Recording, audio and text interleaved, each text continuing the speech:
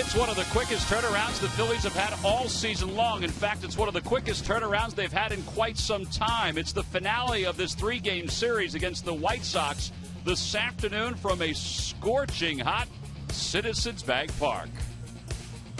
Hi, everybody. I'm Tom McCarthy. What a night last night turned out to be for the Phillies. After a very difficult loss in game number one, they come back and they win game number two. And now today, they'll put a topper on the first half of the season. Just 12 hours ago, Michael Young goes the opposite way and drops this ball right in front of Casper Wells. His throw skips to the plate, and Jimmy Rollins to the backside of home plate gets his hand in ahead of the tag by Flowers, and the Phillies win it. I asked Michael Young today, does it ever get old? He said, absolutely not. So with all that excitement, we'll now turn things over to the top plays from the first half of 2013. Ball line to left field. Galvis sliding, attempted, he got it, he holds up the glove, he got it! He jumps and he made the catch. What a grab!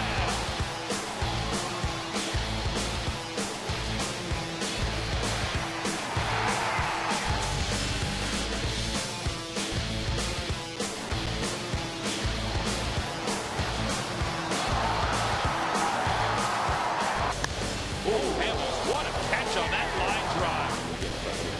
To the right center field, Revere on the run, and he reaches out and he makes the catch. What a play by Ben Revere. Bruce was all the way around second base. Wow.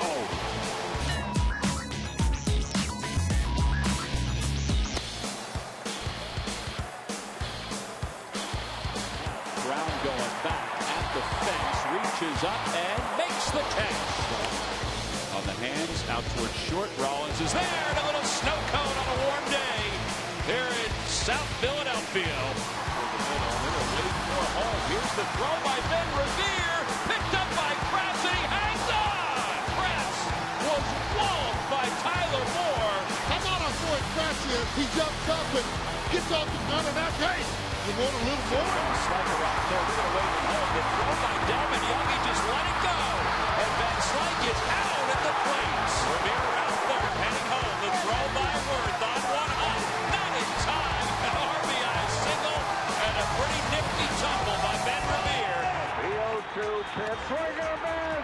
Struck him out. The Philadelphia Phillies are world champions. Branson lines one toward right center field. That's going to split the gap into the wall. One run scores. Here comes Carrera. He'll score. They're waving Michael Young home. The throw to the plate. The Phillies have won it. And he gets him lifted in the air to right field. Mayberry's under it, and he makes the catch. And Cliff Lee has recorded his 12th career shutout. And Galvis sends one down the left field line. It is gone! A home run for Freddie Galvis! Wow! Back-to-back home runs, and the Phillies have won it 3-2 here in the bottom of the ninth inning. Line drive toward left field. Pierre's on his way. It is gone! Wow! A grand slam walk-off home run for John Mayberry. Line drive back toward the middle. Base hit, and the Phillies are going to win it. Ben Revere crosses the plate, and Dominic Brown is the hero tonight. In the air to left field, going back on it. It is gone! And Branson sends everybody home with an 8-7 victory. How about that? That's great. Double whammy. Why do they keep joining me into this? It's all part of being part of the family, Murph. The plays of the first half of the 2003 season. The Phillies will wrap it up before the All-Star break in just a little bit. It'll be Cole Hamels, his 20th start. Jose Quintana, his 19th start for the White Sox. Lineups at first pitch when we return. Phillies baseball is brought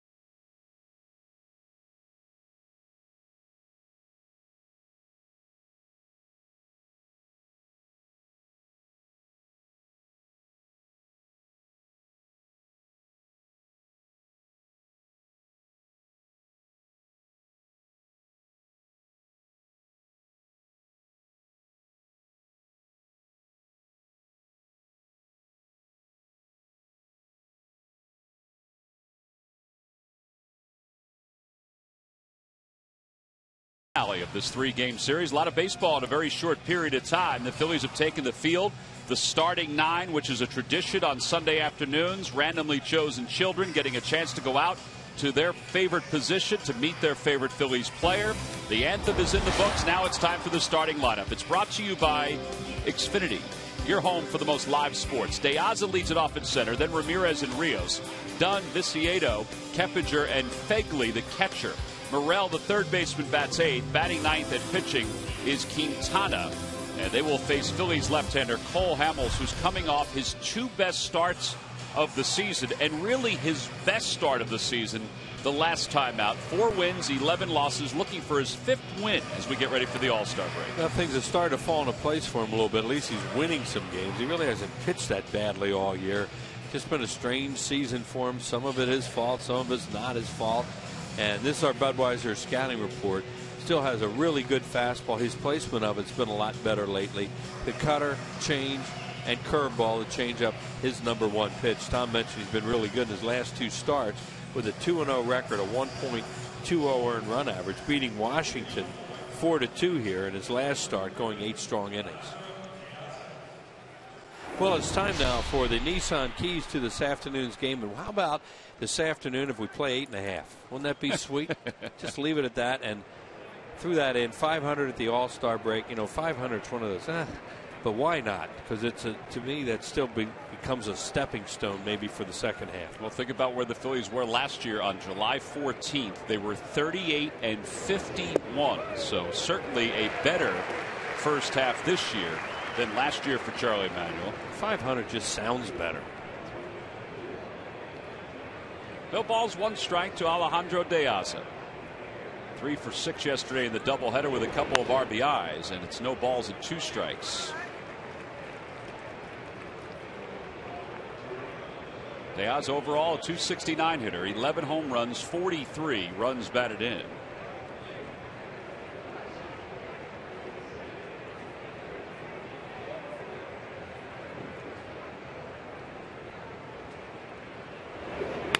Out toward left field, Dominic Brown toward the line, wanders in, makes the catch, 1 out.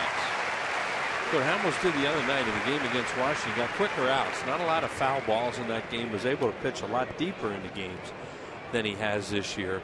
And that's always the best way for a pitcher to go if they can. Now, sometimes you get a lot of strikeouts in a game or a lot of foul balls, your count goes up. On a day like this, he's not going to last very long because this is one of those strength-sapping days for pitchers. Yeah, the temperature today will be warmer than it was yesterday for the 3:05 first pitch.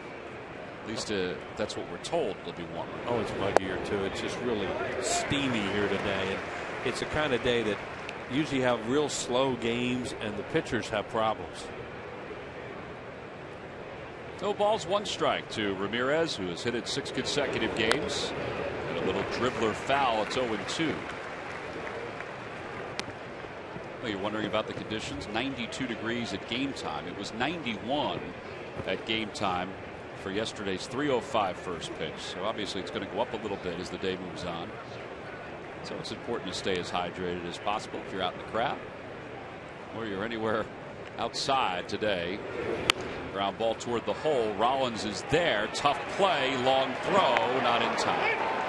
And Ramirez has hit it 7 consecutive games.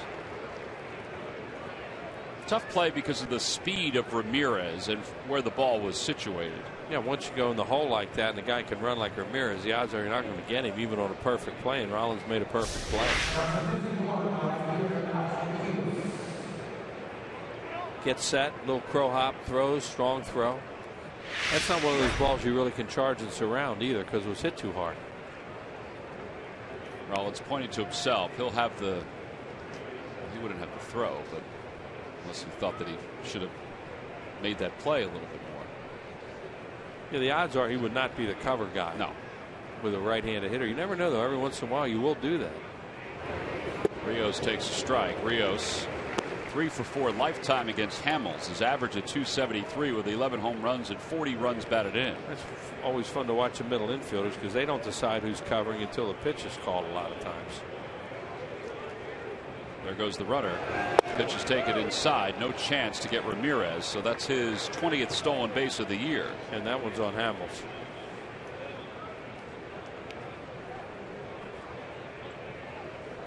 see a catcher with Ruiz's ability having no chance to even throw the ball, then you know the guy got to jump off the pitcher.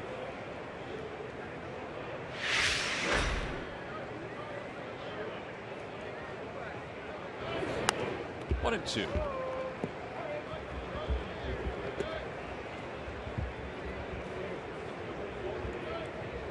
Rios did not start game 2 of yesterday's doubleheader.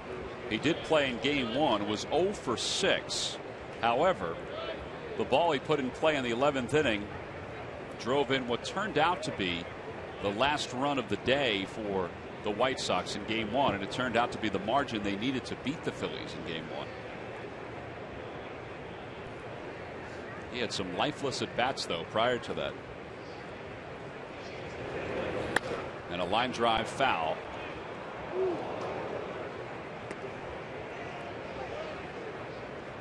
I'm not sure if that gentleman saw the ball coming, but it landed right in his lap. Yeah, hopefully that hit some hands before his lap. I don't think it hit some hands. I just don't think he saw it. That ball was hit hard. And another foul ball. Remains 1 and 2.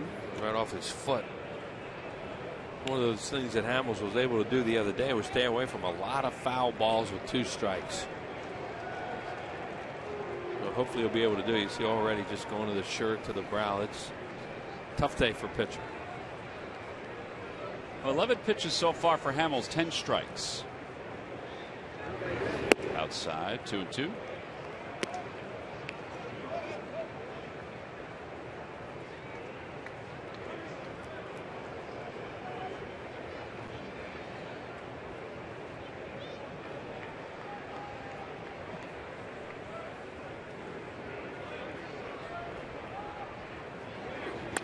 Over to third, diving stop. Michael Young to his feet, throws to first in time.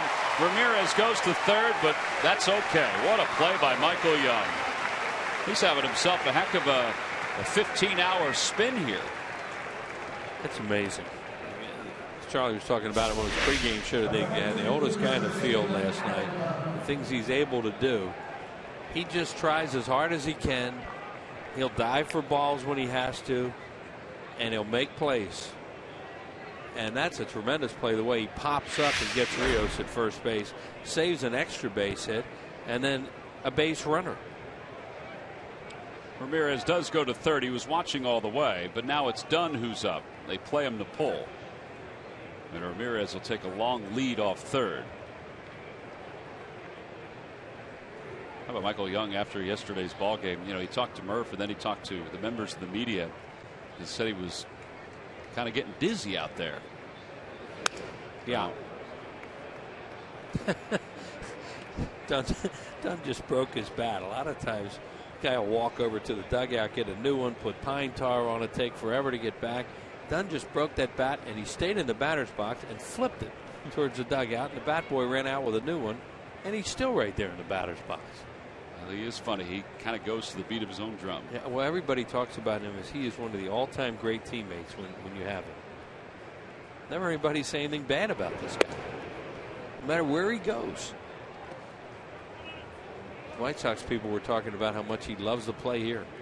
Not only because he likes to hit here, he just loves Philadelphia, and he loves the atmosphere of playing baseball in the city. 1 ball, 1 strike to Dunn. Check swing, foul ball, 1 and 2. And he is dangerous. What a low ball hitter he is. And Hamels lives down in the zone, so maybe he'll throw up on it here. Yeah, Hamels has allowed 2 hits to him during their matchups against each other. Both hits are home runs. It's 2 for 18. Curveball and a call. Strike 3. He got it up a little bit. Froze Dunn somewhat. Strikeout number 112 on the season for Cole Hamels. He brushes aside the 1-out infield single and the stolen base by Ramirez to get through the top of the first. We go to the bottom of the first. White Sox nothing, and the Phillies coming up.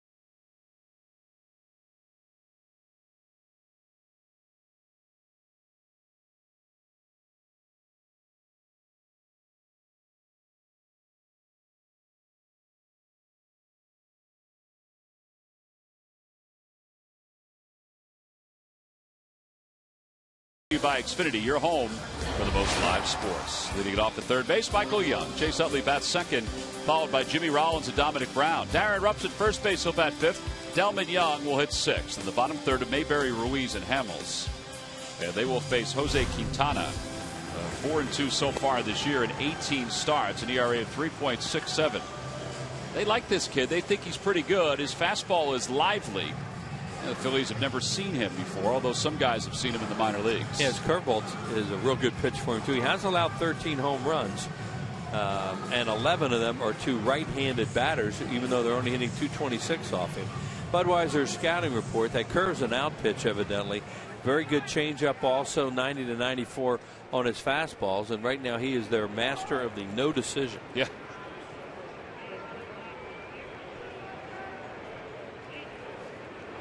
Michael Young leads it off. Michael batting leadoff for the injured Ben Revere. He's a .345 hitter as a leadoff batter. Overall batting .292 with 6 home runs and 28 RBIs. 1 ball, 1 strike. So far in the series against the White Sox, he's 4 for 10.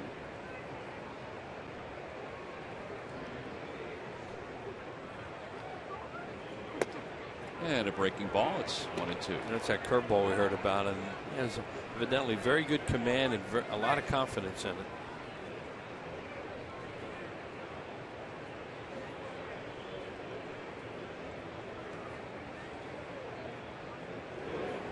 Ground ball left side. Morel to his left.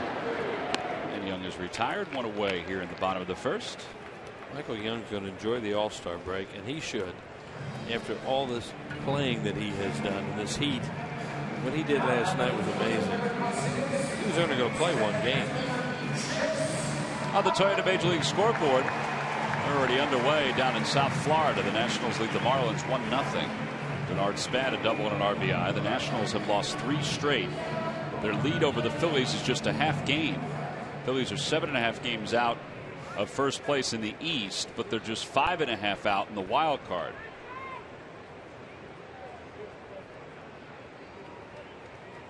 Utley takes strike 1. Utley is 1 for 6 in the series.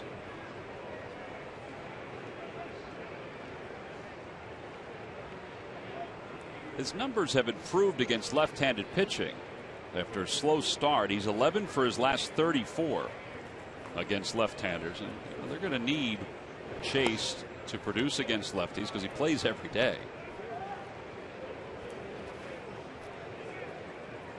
See, 326 since the 1st of May.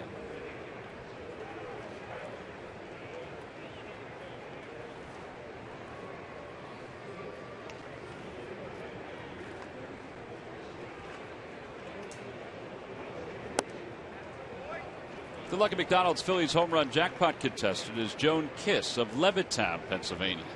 Phillies hit a home run in today's ball game that Joan will win $100.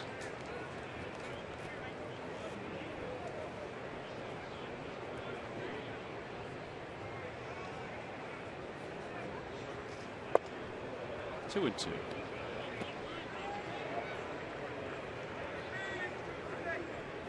Phillies will have 1 more series against the American League, and that's the series against Detroit on the next road trip. They are 6-10 against the American League. The White Sox are 6-10 against the National League. Out of play.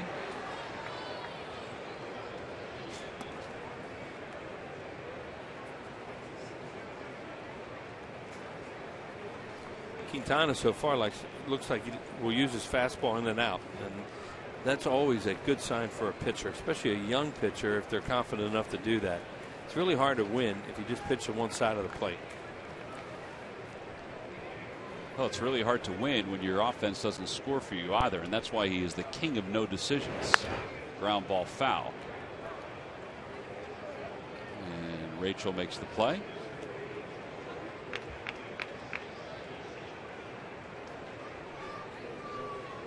He had a stretch of 7 straight games from the 1st of June until his last start against the Tigers, where he did not have a decision. And it wasn't as if he didn't pitch deep into the game. He had a game where he pitched 7 2/3, another one 6 1/3, another one 6. His numbers are good. In fact, they have a stat in their notes that since 1919, he has 37 starts and 20 no decisions. Since 1919, that is 6th in Major League history. Well, the ultimate of keeping his team in the game is Jimmy Rollins in the 3-hole weights. 3-2 pitch to Utley. And he pops it up. Fegley will give it a peek, and it's out of play. And he put her arm up there to protect herself, and the ball hit her down the first row of the Diamond Club. She said she's okay. This will be the 9th pitch of that bat. Another she right there.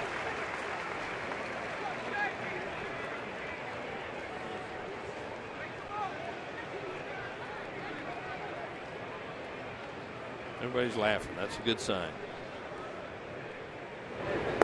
Ball 4. That 9th pitch at bat produces a walk for Chase Utley. And here comes Jimmy Rollins. A lot of credit being thrown around for Jimmy Rollins' slide last night to win the ball game. He was moving. It shows you that he can still move. The way he was running from second base, and then the slide to the back end. Give credit to his teammates too. I mean, Utley was signaling where he should slide, and he slid away from Flowers, who took the throw up in front of the plate.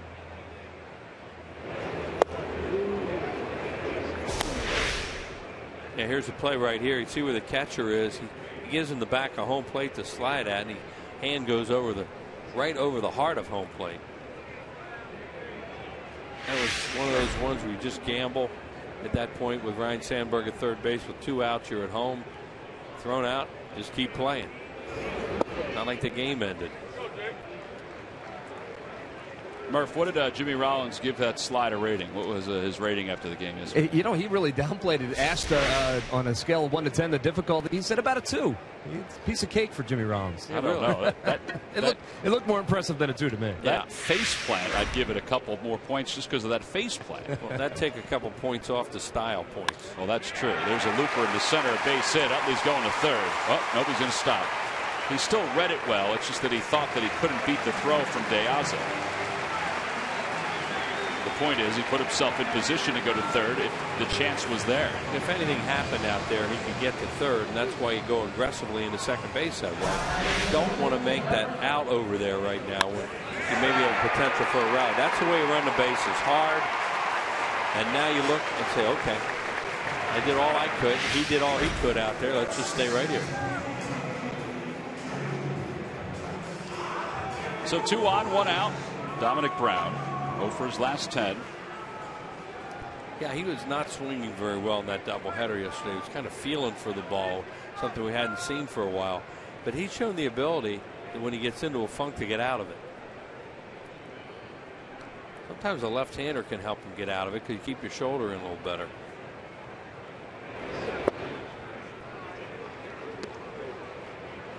He gets to drifting in his swing sometimes. You watch him, and then his timing gets off a little bit.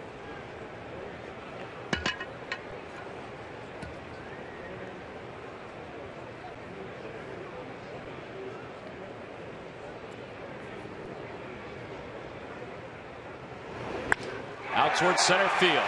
I don't think he drifted on that one. Deaza's on the run. It's over his head, and it's a one-hop off the wall. 2 runs are going to score. Rollins right on the heels of Utley. It's a 2-run double, and the Phillies take the early lead. Well, that's my point about a left-hander sometimes. There are some left-handed hitters where left-hander just eats them alive. In my opinion, when you watch Dominic Brown, sometimes a left-hander will help him keep himself closed a little bit. Watch how well he stays closed on that and then explodes on it. Closed, shoulders in, real quick to the ball, and then off the base of the wall in center field for a 2-run double. Just a really good swing, staying in there off a left-hander. He did not give it all on that swing. And now you've got a right-hander, Darren Ruff, coming up with a runner at second base and one man down. I'm going to read a great article too. Read Matt Gelb's article on Dominic Brown, the Inquirer, this morning. Just finishing up here before the game with the paper, and it's really good. If you want to find out about Dominic's upbringing and really how he got to this point, stuff that even if you've known Dominic for all these years, you didn't know about. No, Matt did a very nice job on that. It was fun to read it. 0-2 to Darren Ruff. That's a big 2-run lead in the first inning of a game like this too, because it's too early to say it'll happen, but you get out in front on a day like this, a getaway day, all-star break, smoking hot. The team that's losing can get this interesting.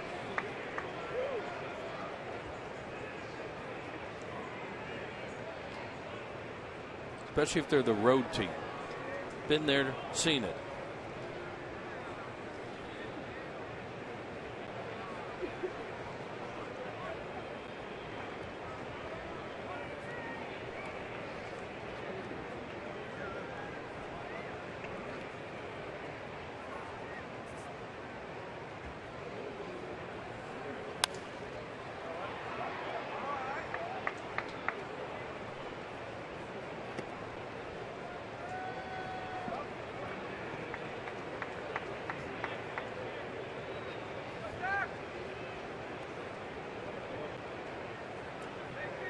Darren has reached base safely.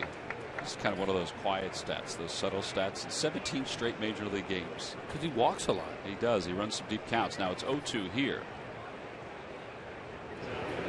Now 1 ball, 2 strikes. I was talking to him today about the 3-0 at bat he had yesterday, where he wound up striking out, where he thought he had walked twice. It seems like he's the kind of guy that prides himself on his strike zone. Knowing his strike zone. The first one was really not a strike. Second one was a little closer, but that looked like it was out of the zone too. The third one, he said, he asked me about it, and he said it kind of fooled me. He just didn't expect him to throw a 3-2 break. That was a strike. That's what we said on the air at the time, that's the last thing a hitter expects in a spot like that is a 3-2 hook, and all you hope is it's a ball, because you're not going to be swinging at it. 2 balls, 2 strikes to Ruff.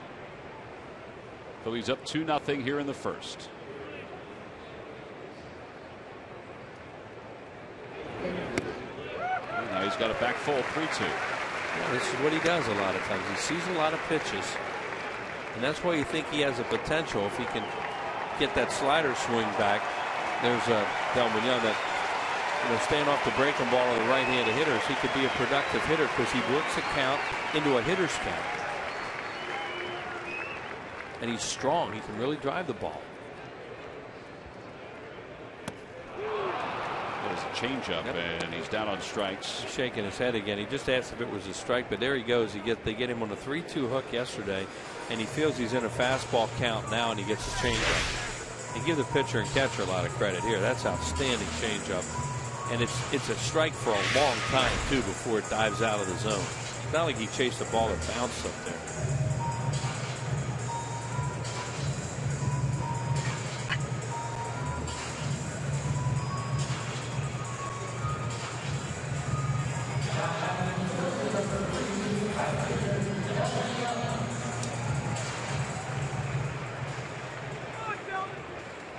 A meeting to discuss how to pitch Delman Young, who has great numbers against the White Sox during his career, but he's 0 for his last 8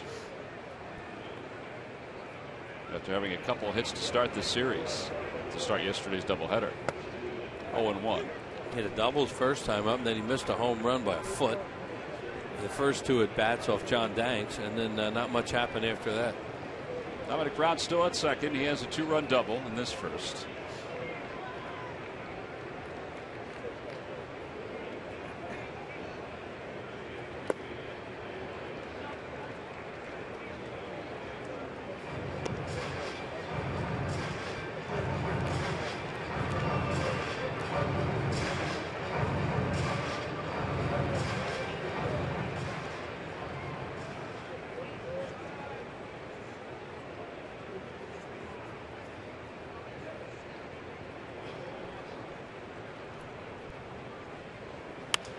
Fly ball, shallow right field. Here comes Rios, and the side is retired. So the Phillies get a couple runs and a 2-run double by Dominic Brown. 28 pitches in the first inning for Quintana. Dominic Brown, 2 RBIs, now has 67 on the year. And it's in the deepest part of the ballpark. Phillies have the early lead as we go to the second.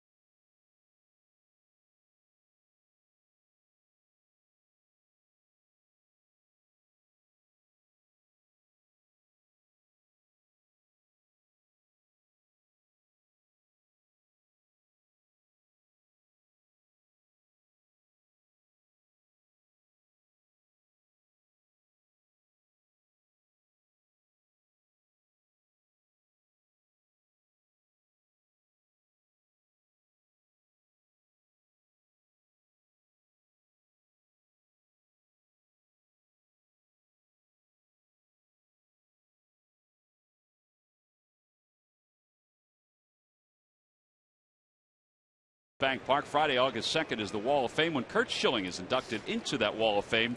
Get your tickets by going to Phillies.com for all 3 games and what should be a great weekend here at Citizens Bank Park.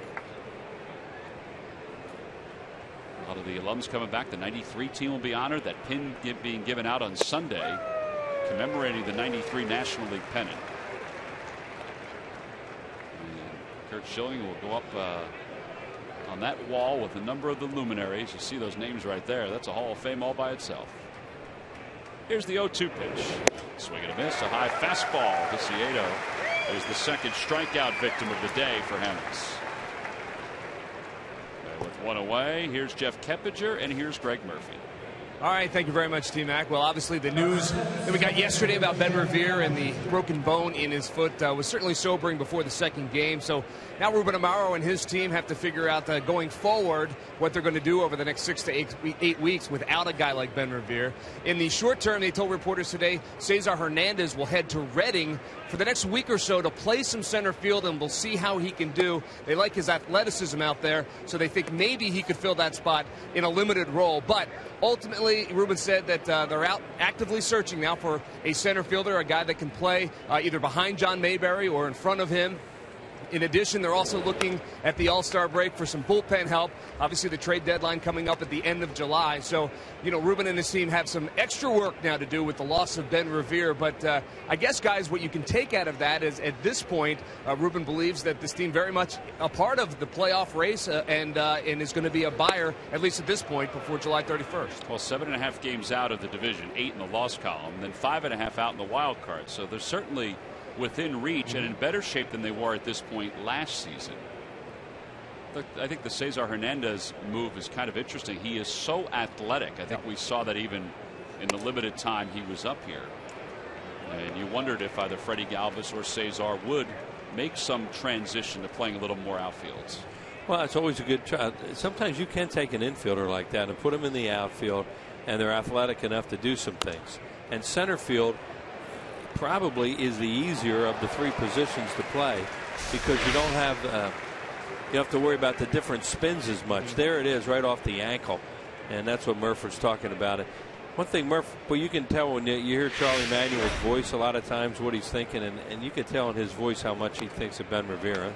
Well, no doubt about it. I mean, over the past, 6 to 8 weeks, he really has been the spark for this offense. And, his numbers have, escalated. Ben Revere's, he went from hitting 200 in April to hitting 388 in July. He improved his average over 100 points. And because of that, the Phillies offense was improved. So it is certainly a big loss, but as Charlie always says, other guys are going to have to step up, one of them being John Mayberry, who makes that catch out there in center field. And they're going to have to, continue to carry the offense in Ben Revere's absence, guys. All right, Murph, we appreciate that. Saw Ben today. He was in a boot, and he was on crutches. Yeah, it was a shame. It really was. Trying to get out of the clubhouse last night, walking by to get an early start on the fireworks, and he's trying to carry a glass of water at the same. He had such a look on his face. It made you sad to look at him because he's such a nice kid. He's so upbeat all the time. Fegley's now the batter. Fegley, who caught yesterday's game 1 and then played second base in game 2. So many sports injuries are freaking accidents, too. Freak injuries. And there's one of them right there. Why that ball has to go right off his ankle. Doesn't hit the ground. Yeah. What are you going to do? Out to left center field. Dominic Brown floats under it. It's going to turn out to be an easy inning for Cole Hamels, who retires the side in order. He's retired 5 straight. We go to the bottom of the second here in Philadelphia. It's the Phillies 2 and the White Sox nothing.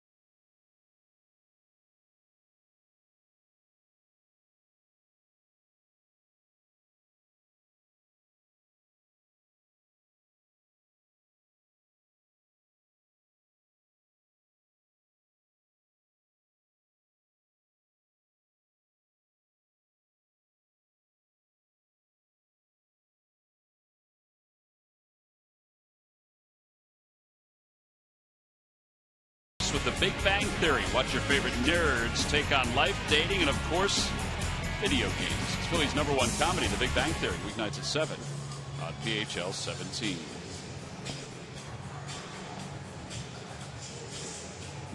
Last of the second, 2-0 Phillies on top. John Mayberry, Carlos Ruiz, and Cole Hamels. Just to put a topper on Murph's story about what the Phillies are going to do in center field. The Phillies will probably know a little bit better tomorrow about Ben Revere's status. Ben thinks 6 to 8 weeks. It all depends on, what the reevaluation says tomorrow.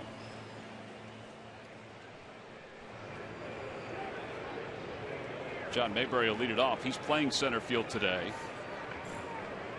Probably will be out there in the foreseeable future. John was down taking a look at a little video today of Quintana, like a lot of the other players were. No balls and 1 strike to him. He's 1 for 5 in the series, 1 for 7 on the homestand.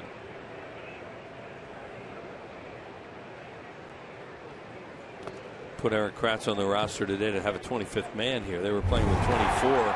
Here's John Mayberry's home run last night. It was a hanging breaking ball there from Santiago. He didn't throw many of those curveballs. And Mayberry hit it out there into the first row. That got it to 1-1, and it stayed that way for a couple more hours. Change up, 1-2. Kratz's here gives him that 25th player today, and then who knows what it'll look like by the time we play on Friday. There he is.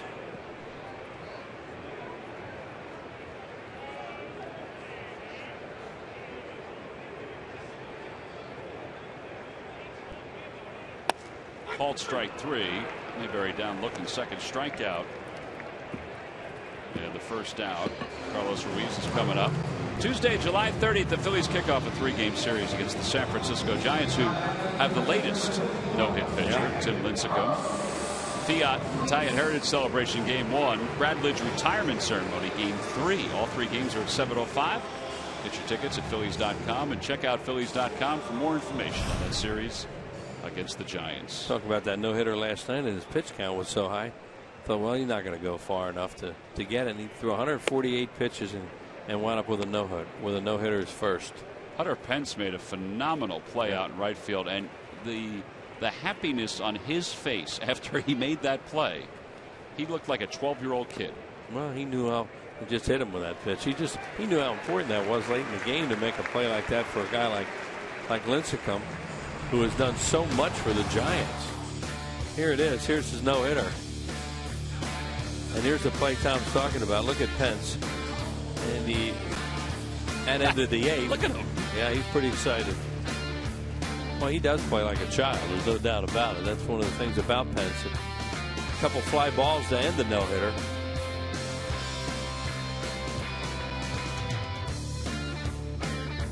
Sarge likes to say it seems like he just ran out of bat on that swing. Buster Posey and those guys, although friends, have not always gotten along on the field, pitcher to catcher. And Posey obviously elated after catching that no-hitter. 1 ball and no strikes to Hamels. 148 pitches, as Wheel said. All the different pitches he throws to. Yeah. There are pitchers who are here at this ballpark that would probably laugh when someone would say that that's a high pitch count. Yeah. Like Ed Farmer, who's the radio voice of the White Sox, L.A. Well, it is now. It is now. And we'll see if it has any effect at all on him. Sometimes guys do that, and you'll see what happens later on. But in that case, they gave him a chance to pitch a no-hitter. They're 10 games under 500 or whatever they were, 8 at that time. I think it's pretty neat that he got one. That's a guy you thought at one point in his career would pitch a no-hitter, and at this point you didn't think he would. Well, Bruce Bochy, we talked about that he does have a few extra days because of the All-Star break as Hamels gets the sacrifice down. And he said, in all honesty, the mechanics of a Lincecum, although he has struggled since his last Cy Young Award, just feels like he's able to bounce back. So Hamels does a great job with that sacrifice bunt. And Ruiz does a great job making sure that he's not a force play at second. Well, there was a time when Lincecum was winning those Cy Young Awards, you thought every night he went out there he could pitch a no-hitter. He was that nasty. He's become much more mortal in the last couple of years, so you wouldn't necessarily have thought, well, now's when he's going to get it. It's true. Michael Young grounded out his first time up. It'd be a great run to pick up. With a hit batter, a sack by your pitcher, a 2-out run. Although it's tough to score Carlos Ruiz on these kind of plays if the ball's hit right at somebody and hard.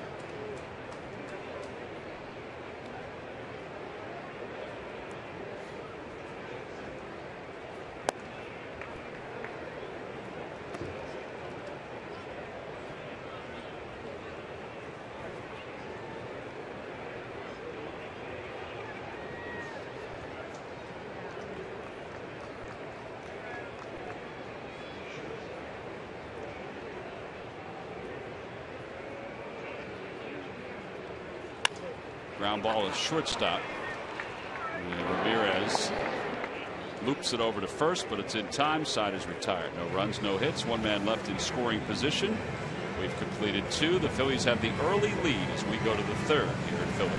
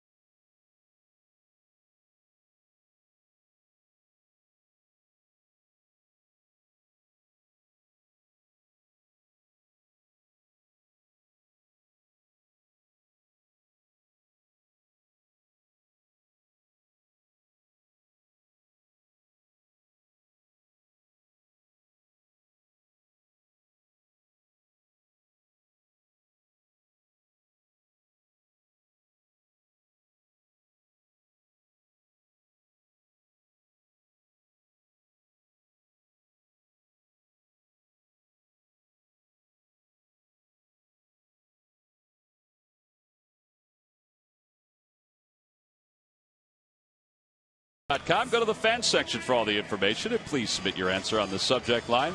All right, so here's the question. Wills, can you name the pitcher that Johnny Callison hit the walk-off home run off to win the 1964 All-Star game? Sure I can. But I got to wait till the 7th. Got to wait till the 7th.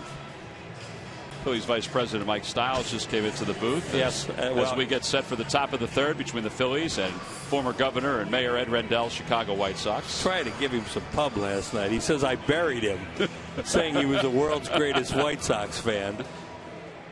I am an avid White Sox and Phillies fan. When they play each other, I root for whoever has the best chance to make the playoffs. So I'm rooting for the Phillies over the White Sox this year. He has to explain that today. All right, Eddie, I just explained it. Brett Morrell hits it foul. That's funny. Well, I should not have called him. I guess I should not have called him the world's greatest White Sox. I know he's a big White Sox fan, and avid is a great term. Swing and a miss, 0-2. So the former United States Attorney for Southeastern Pennsylvania, Mike Stiles, has just passed on this from the former mayor and governor. We got it straight. Eddie, we know you're a big Phillies fan. I apologize. But he does love the White Sox, too. You know, he is a columnist, Wheels. He could bury, bury you in print. Well, and he will. Well, he wouldn't do that. We go back a long way. Just trying to give him a little pub even when he's out of office. 1 ball, 2 strikes. Morrell is a 200 hitter. He's 3 for 15 in the big leagues. And it's up and in, 2-2. He is a big Philadelphia sports fan. And for a guy who was born in New York, too, it's amazing the way he's grown to love these teams here.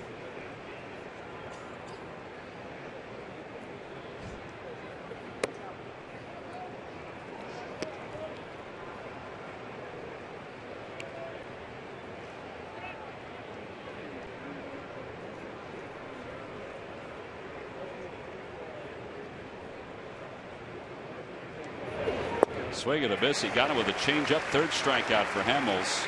He's retired 6 straight batters. Well, that was a really good changeup from Cole Hamels.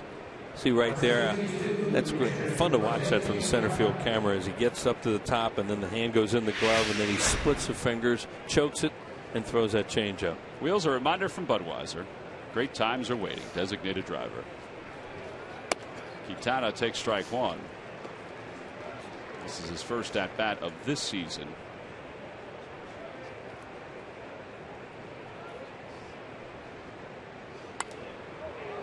Stay loose on the right side with that swing. Seriously.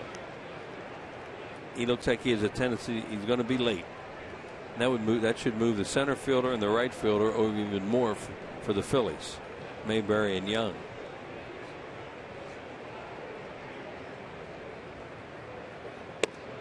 Call strike 3. A curveball is the 2nd strikeout he's gotten on the curve today. Well, that's 4 strikeouts for Hamels. There were 2 outs. Back to the top of the order for De Aza.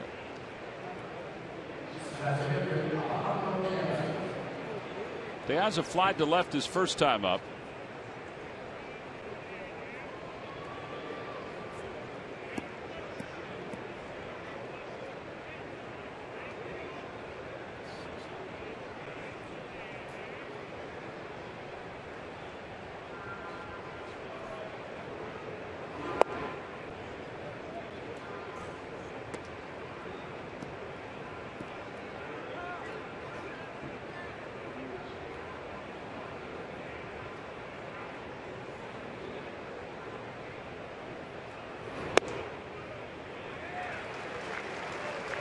I thought that was a little bit high.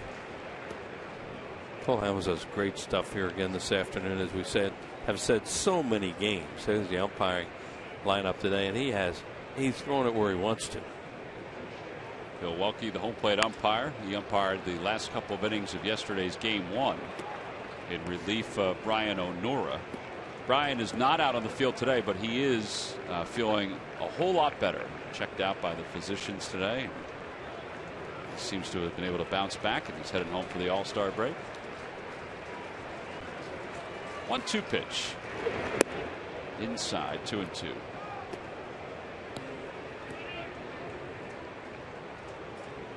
Marlins have now taken a 2-1 lead over the Nationals and Derek Dietrich's 2-run home run.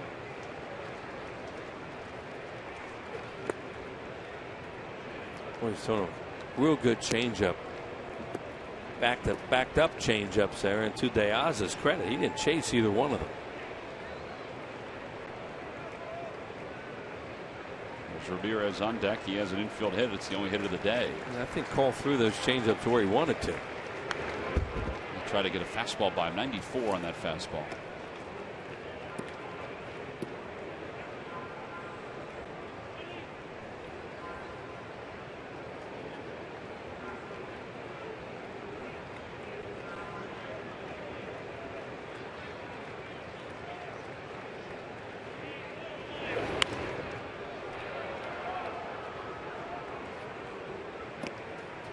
Well, it's time to take a look at our Mazda leaders. And Cole Hamels, with his 4 strikeouts today, now has 1,422. He is 5th all time in Phillies history.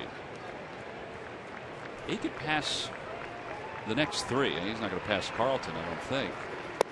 And a called strike 3. Well, who knows? He just struck out the side. He has 5 in the first 3 innings of today's ball game. He wins the battle against Diaz. That was a pretty good pitch. I'm not sure what Diaz is barking about. Hamels right on top of his stuff today. Yeah, here the strikeout. He's barking about there was one high and one low in his opinion in that at bat, and they both can't be strikes. There's the curveball and a real good fastball there. Struck him out.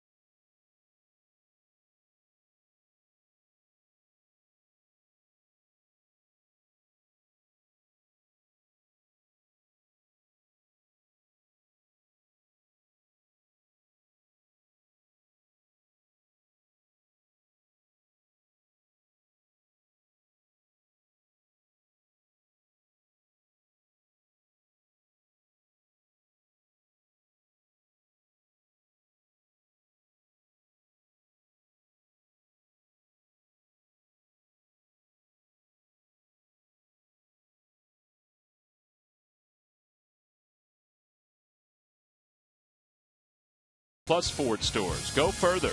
By Xfinity, the official HD triple play provider of your Phillies. And by Nissan. At Nissan's bottom line sales event, choose a better way to drive and save. Shop ChooseNissan.com.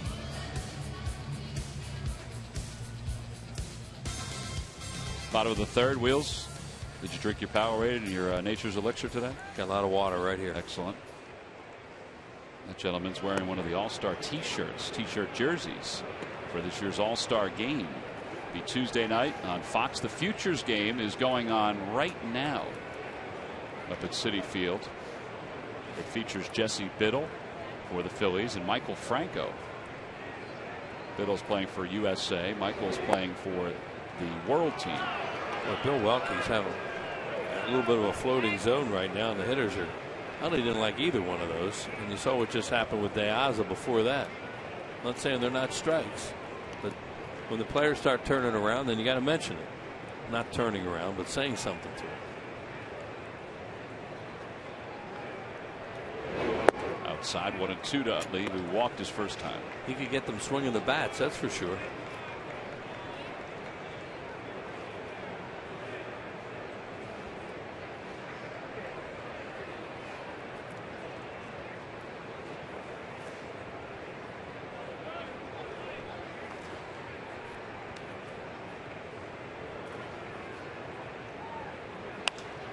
Popped him up. Ramirez, the shortstop, wanders out into shallow center. Speaking of the All-Stars and those T-shirt jerseys, prior to the game today, Phillies honored Cliff Lee and Dominic Brown, presented them with their All-Star batting practice jerseys. And of course, the Philly fanatic will be heading over to Citi Field 2. And he's got himself his own fanatic jersey, although it looks kind of small. Doesn't it look small? Yeah, it did. Well, the best mascot in baseball needs to be at the All-Star game, so that's why the fanatic is going. He's going to upstage Mr. Met, maybe. It's not hard. Yeah.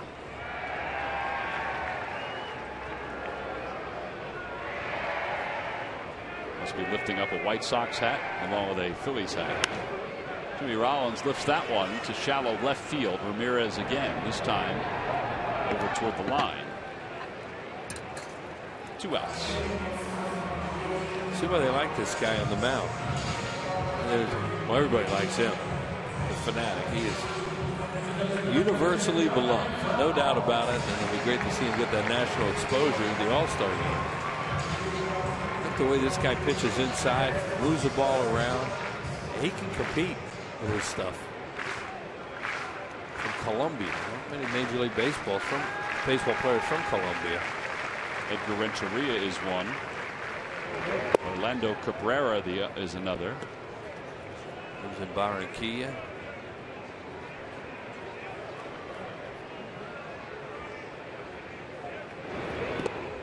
One ball, one strike to Dominic Brown, who's accounted for the 2 runs today. A 2-run double to center field. Real good swing his first time up. Really stayed closed and quick.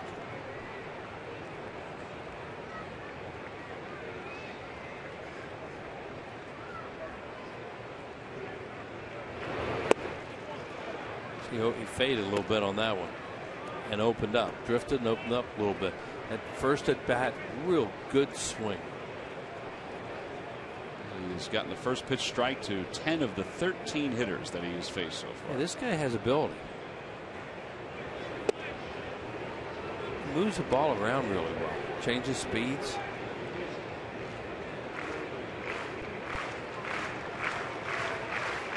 Well, he's got the third base side into the game. Swing and a miss. Phillies go down in order here in their half of the third. Third strikeout for Quintana. We played our first 3 on this Sunday afternoon at Citizens Bank Park. The Phillies lead it by 2.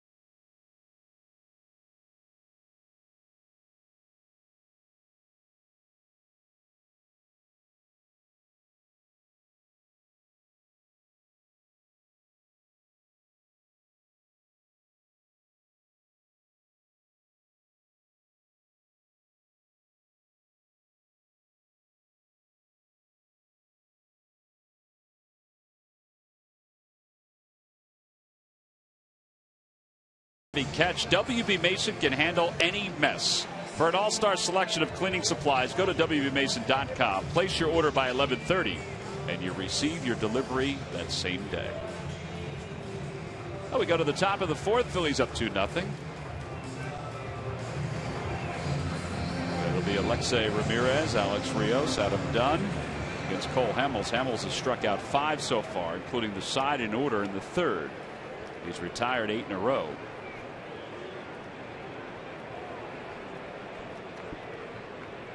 Ramirez has the only hit. It was an infield single. They're the first.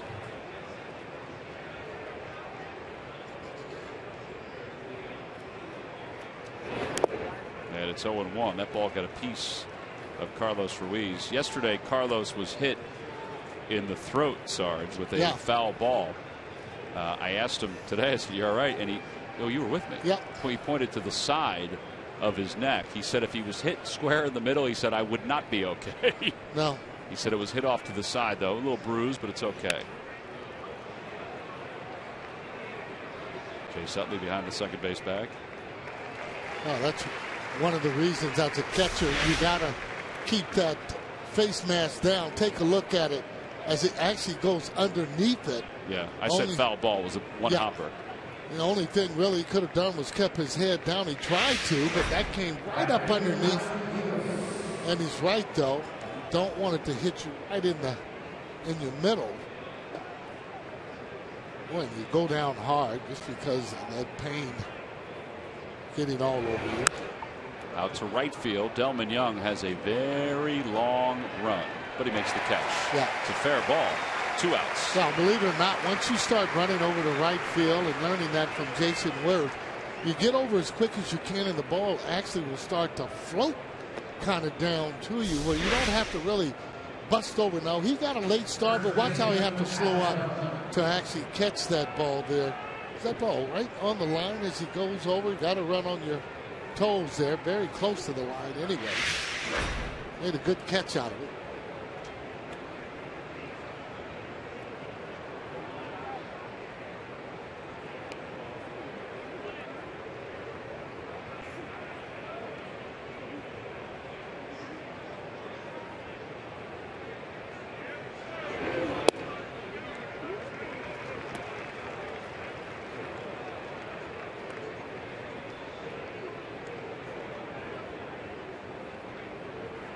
See how focused he appears to be here today.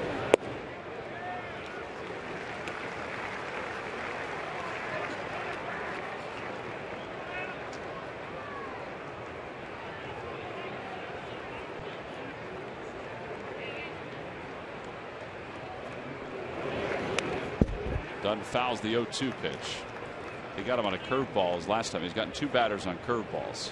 Doesn't always throw that pitch, but I think for me, against left-handers, he could throw it a little bit more. And against the right-handers, if you throw it, you want a harder pitch, maybe breaking down in the dirt. Ground ball back to the box, knocked down by Hamels. Little underhand toss. Side is retired. Another easy inning. White Sox are retired in order for a 3rd straight time. 11 in a row retired by Hamels. We go to the bottom of the 4th. It's still a 2-0 Phillies lead with Darren Ruff set to lead it off.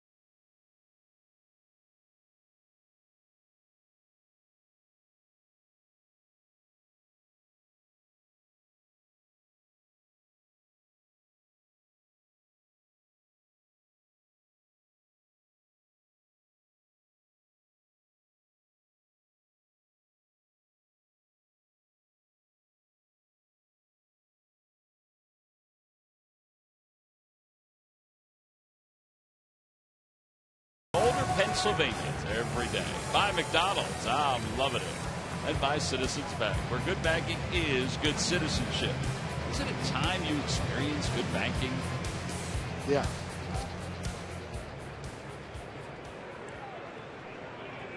Darren Ruff leads it off. Takes a breaking ball, sweeps in for a strike. It's 0-1.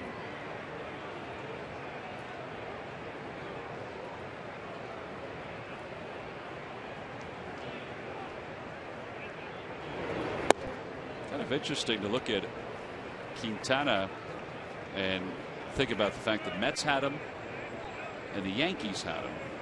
But it's with the White Sox that he's able to make it to the big leagues. And this guy's got some pretty good stuff. Well, he sure does. You know, a lot of times, too, as that ball gets right on the hands of Darren Ruff, some pitchers are late bloomers, you know, and it takes some time for them to come around. But he does look like a good one with a good arm. Getting in on the right-hander's inside part of the plate. Well, he's one of 2 pitchers from Colombia that's currently pitching, or 1 of 3 actually, that's currently pitching in the big leagues. The other 2 are Ernesto Frieri, as that ball is dribbled to the right side. Keppinger, he just wasn't going to get it. It was who was going to get to Rios first, the ball or Keppinger? Well, he got in there again. He's throwing a pretty good cutter or fastball, getting in on the hands. That'll bring John Mayberry to the plate. Take a look at it. Inside out swing there. It would have been great there if it was a runner on, hit well, but you can see that ball, how it was just kind of trickling away as he gets a base hit. Doesn't matter how you get them, as long as you get them. Mayberry struck out his last time up. I think that Chris Davis might have hit another home run. If that's the case, it will be 37 going into the break. That is a lot of home runs. 37 home runs. They're up 6-2. And how about our guy, too, Cabrera? 95 stakes. I mean, really, 95 RBIs at this point in the game. You start looking at maybe some records that he might set. There's guys that have been driving in a lot of runs back in the day. Well, here's the thing. It's 95 RBIs, and we're at, let's see, the Tigers are 51-42, so they're at 94 games. So 95 RBIs in 94 games. The major league record is 191 RBIs. He's really got to turn it on. Yeah. Well, all depends. 65, 70 games. A lot has to do with the guys that get on in front of you, and certainly, again, if you're a right-handed pitcher and you have one out, maybe a guy there on first and third, you want to pitch to Cabrera as opposed to Prince Fielder, who is hitting behind him with those bases loaded. So that's where you have a guy that's a good player making a guy in front of you getting good pitches by the way that you play. Now, they have walked Cabrera intentionally an awful lot this year to get to Prince Fielder. I Sure. shouldn't say a lot, but you know, a good amount of times. Well, I mean, they're picking their poison, basically, is what they're doing. Swing and a miss, and Mayberry has been struck out twice today. Prince not hitting for that same average like he was before. 12 intentional walks for Miguel Cabrera this year. 4 strikeouts, and now Carlos Ruiz will come up.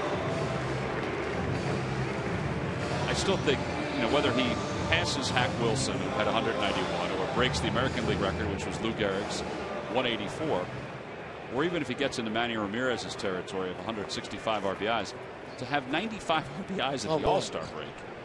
Just the consistency that you need to be able to have the RBIs like that at this point. Well, and here's the thing. Davis has 4 RBIs today, so he has 93 RBIs. Well, I tell you, it might go right down to the wire for MVP in that league if they keep up this pace.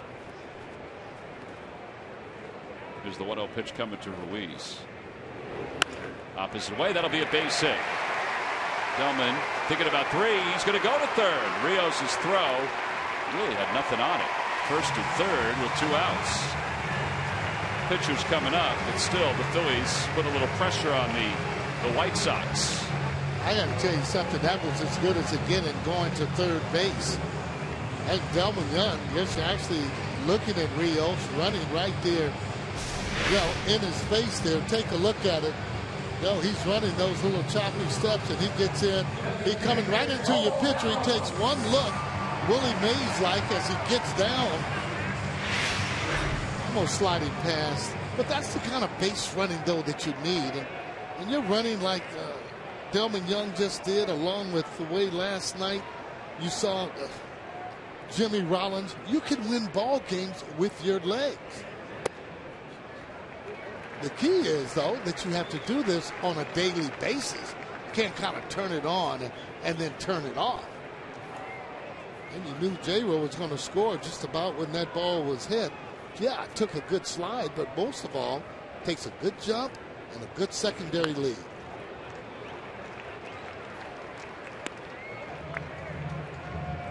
One to Hamels. But Mick Billmeyer said today was going to hit a home run. This would be a great spot. I'm not jumping on that one there, I'll tell you that. Not in that boat. Home run today? Okay. I think he would take at least a hit right here. Toyota Major League Scoreboard. Sarge, we have a no-hitter alert through 6. Justin Verlander's been there before. Yeah, he has. I mean, he gets going, and one of those pitchers every time he goes to the mound that he has no-hit stuff. Line drive, base hit it to right field.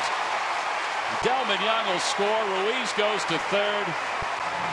All right, it wasn't a home run, but it was an RBI. I think even Mick Billmeyer will take that. I got to tell you what, the whole team will take that. That's serious hitting as he turns on a fastball there. Tell you what, he's getting better and better. He hits a lot of time there. Look at his balance, though. That's what is the key to hitting. Good balance. You have good balance, you can hit just about any pitch. Doesn't mean you're going to get a hit. But that ball is smoked into right field. There's Mick right there saying, hey, I told you so. Just get it up a little bit. So Delman scores. And now Michael Young. He's 0 for 2. He's grounded out twice.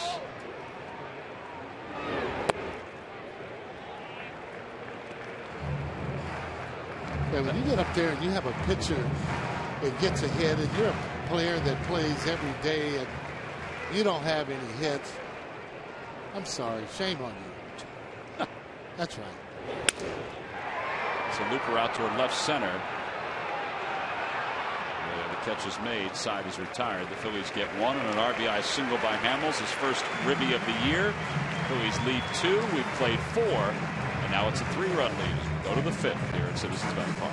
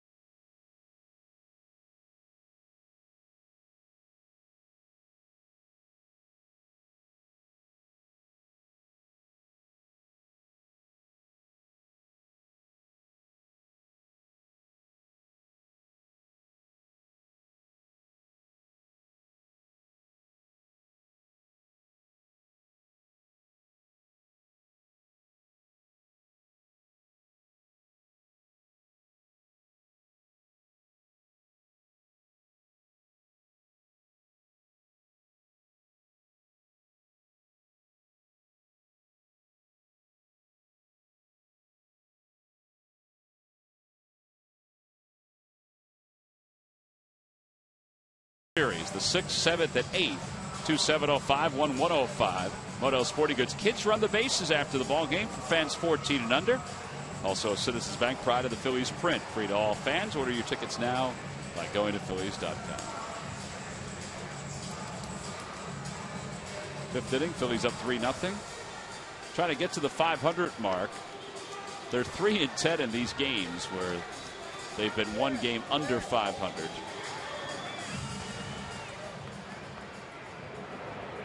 Dion Viciedo will lead it off as we go to the 5th. Viciedo struck out his first time up, 1 of 5 strikeouts for Hamels. Hamels being very smart, cautious, going with a lot of off-speed pitches, keeping that fastball either way, down and away, or in. And these guys are notorious first fastball type hitting ball club, so you don't want to just feed them a lot of fastballs for strikes early in the count.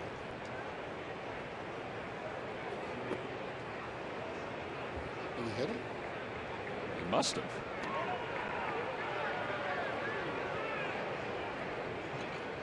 Viciedo goes to first. No argument from anyone. Nobody out here in the top of the 5th. Let's check in with Murph, who's got some breaking news. Murph? I do have some breaking news. In fact, I got a brand new item in my hand. This really is for Sarge, because I know Sarge, after the game is over, he's going to be heading out for the All-Star break. And Sarge, I imagine you're going to be playing a little golf on the break, right? Yeah. Well, here we have the brand new Philadelphia Phillies Fanatic golf head cover. It is for your driver, and I know you like to pull out the big dog every once in a while and use it. So it's a brand new item here at the Majestic Clubhouse stores and all throughout the ballpark. As the Phils turn a double play right there. So you got to get out here. Just came in about a week ago and just holding it up here in the crowd. I've already had people coming up to me saying how much they want this. So it's going to be a hot item, I guarantee it. All right, Mercer, are we going to take shots of people around the country at different ballparks holding that up instead of the floppy hat now? You know what? I think it's going to take off just like the floppy hat did. It's kind of a phenomenon. Now, I guess you'd have to bring your golf club to the ballpark. Well, we're not. It's almost like a stuffed animal, and you can or a puppet even. It does look like a puppet. It does look like a little bit like a puppet. So you could carry it to the ballpark, but it's also for the avid golfer like Gary Matthews said. I like that. Fanatics getting more and more popular. We'll get Murph to bring in about 4 or 5 of those. What do you think? Murph has that kind of power. That's right. We gave him out as gifts the other day. Yeah, you know what? We're going to encourage folks to get out on the golf course, take a picture, and then send it to us via Twitter. Maybe we can show a good idea. Yeah, why not, right? It's a great idea, Murph. Sarge, you first over the All-Star break. Okay, then. That's mine that you have. He's got to find his left hand. He's got to find his golf clubs first before that happens. There's the 0-2 to Fegley. Off the end of the bat, a little flare to right center field. It's going to go through the gap and on to the scoreboard. And Fegley's going to pull into second with a 2-out double. I have to admit, I didn't think he hit it that hard. This kid's got serious power. You're going to hear about him before it's all said and done. Well, he played second base last night because the White Sox needed him to fill in for Gordon Beckham, who was had a Charlie horse after being hit while diving for a ball. Yeah, right down the line, right field line. Said he did play infield in college. He was a catcher at Indiana. Yeah. But during the week, he would play third just to give his legs a break. Said it hasn't been since he was a sophomore in high school that he played second base. That would tell you that he's a pretty good athlete, being able to catch and play second base. More importantly, though, I'm sure he's proud of that hitting.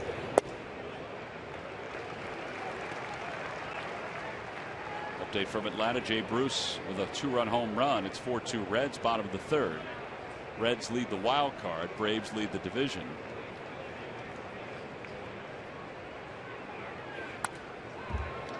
Two.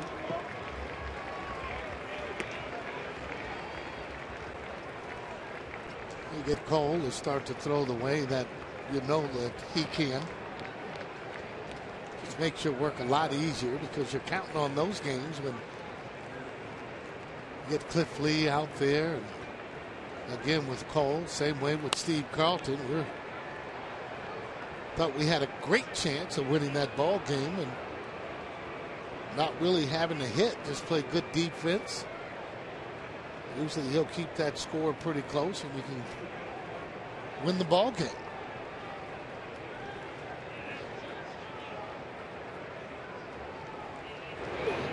In the dirt, blocked by Ruiz. 2 balls, 2 strikes.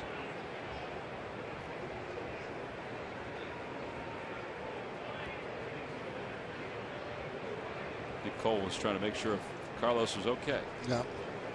No, he does a great job in blocking the balls, and usually if he doesn't really block the ball, that means the ball will hit off the heel and then go some, in a different direction. I see, great technique. Oh, he's almost just turned the ankle a little bit where you going on the side there. Cole saw that coming in. It was just maybe going to take a little bit more time. But when you're blocking that ball and you get in the position, as long as you're not trying to catch the ball, that's the perfect position to get into. If it goes off of you, it goes somewhere else. Nothing you can do about that. Yeah, they've been working on it this week, McPhilmeyer and Ruiz. There's the technique. Now he'll turn his ankle right there where kind of just got on the side of his foot. Here's the 2-2 pitch. Little dribbler out toward the mound over the head of Hamels. Rollins won't be able to get anybody. And that's going to wind up being an infield hit. So first and third with the pitcher coming up. Good job in just eating that ball. Don't want to take a chance and throw it away.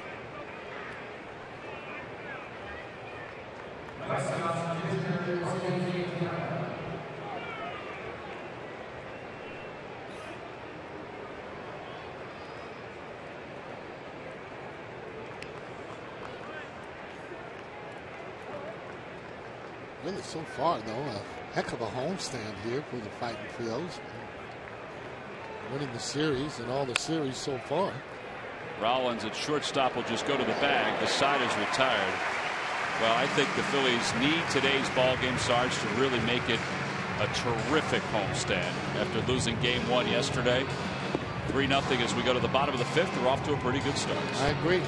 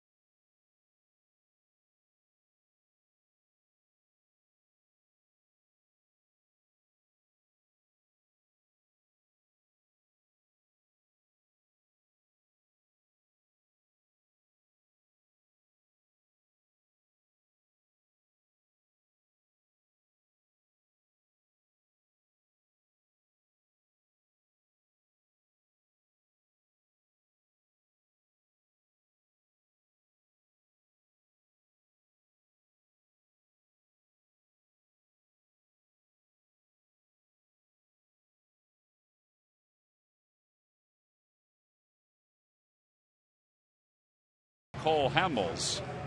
And it's time now for our Coors Light Freeze Cam. Well, you saw the plays of the first half of 2013. Murph was getting pied along with the rest of the players. Well, Murph, he would walk into the office and he'd have shaving cream everywhere. Well, he encourages that. He likes that. He likes that on him. You think so? Yeah, he really does. His friends with Michael Young last night. It was very conservative pieing. Sarge, yeah. How does one encourage that? I wonder. Well, I mean, you embrace it. I mean, you Excellent like it. I think you stand right there and let them put it all over you. But it's a good thing, though. Well, I stand there because I'm doing an interview, and the interview subject happens to be there. All right. Well, take a look at last night, and I know you're doing the interview. This is the time to say, hold on a second, Michael. Hold this for a second. Okay? Oh, boy. I got him. Yeah. Got him a little bit. What'd you get? You got Franzen? I did. I got him. I don't think he felt it. Just a little bit, for sure. Murph, how about Sarge saying that you bring it upon yourself? It's by just being there, you bring it upon yourself. Well, you know what? We were there so long yesterday, I probably needed to shave by that point. That's a good point. Boy. Probably smelled good, though, after it was over. Oh. Chase Utley will lead it off here in the bottom of the fifth. Utley has walked and scored. He's popped out to shortstop.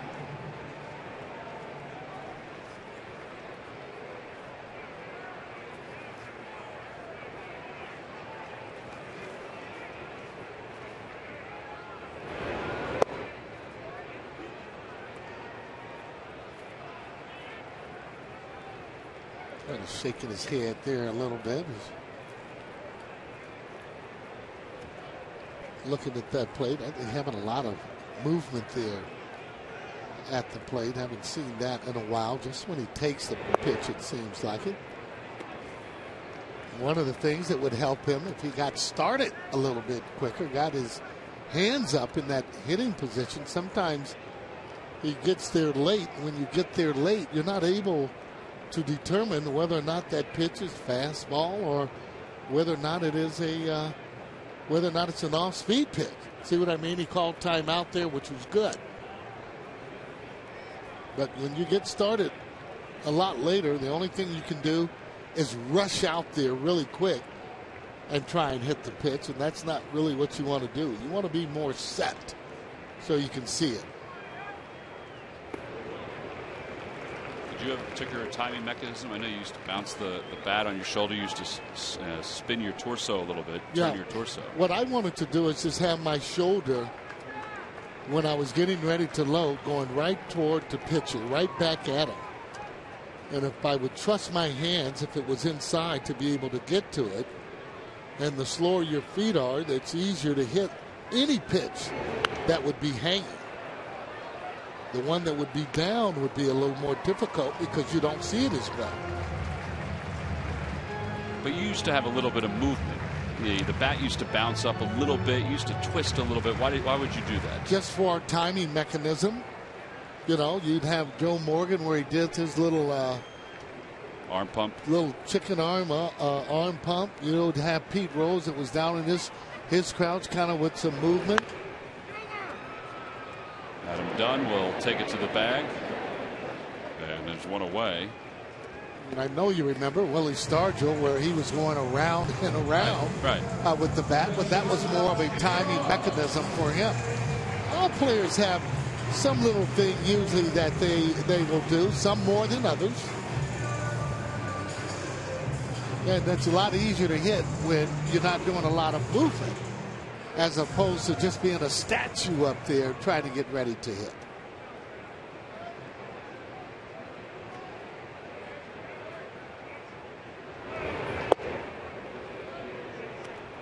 Rollins has a single and a run scored. He's also popped out to shortstop.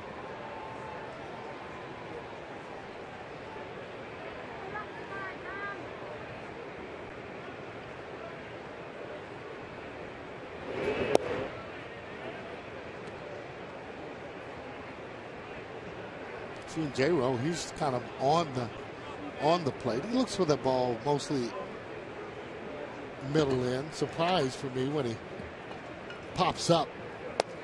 So that's a good pitch to hit, or a good pitch to swing at.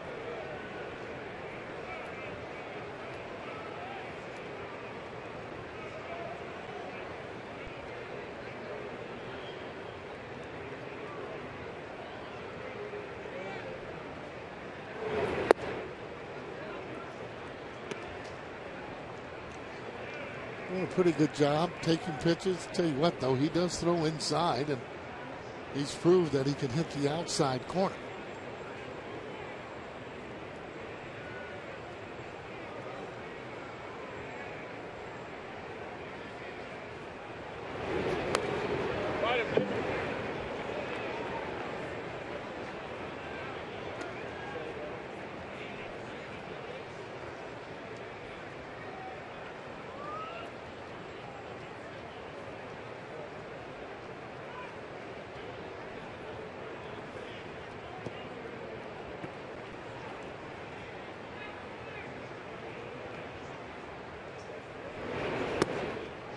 outside, and now it's full.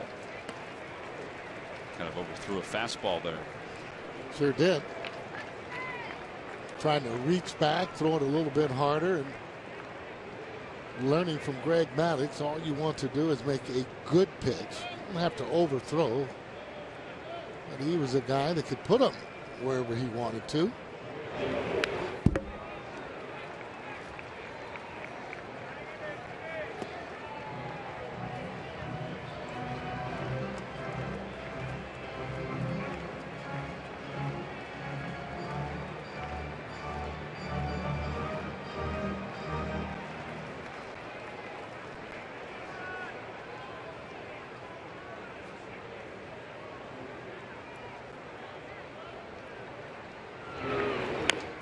Over to third. This might be a tough play. Morel charges, has to hurry. And in time. Swing for the fences with the new Home Run Derby mobile game from MLB.com. Available on your iPhone and iPad. Download free today.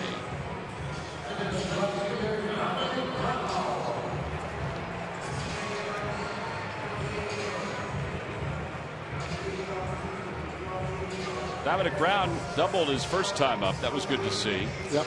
He had been 0 for 9 in the series and 0 for his last 10.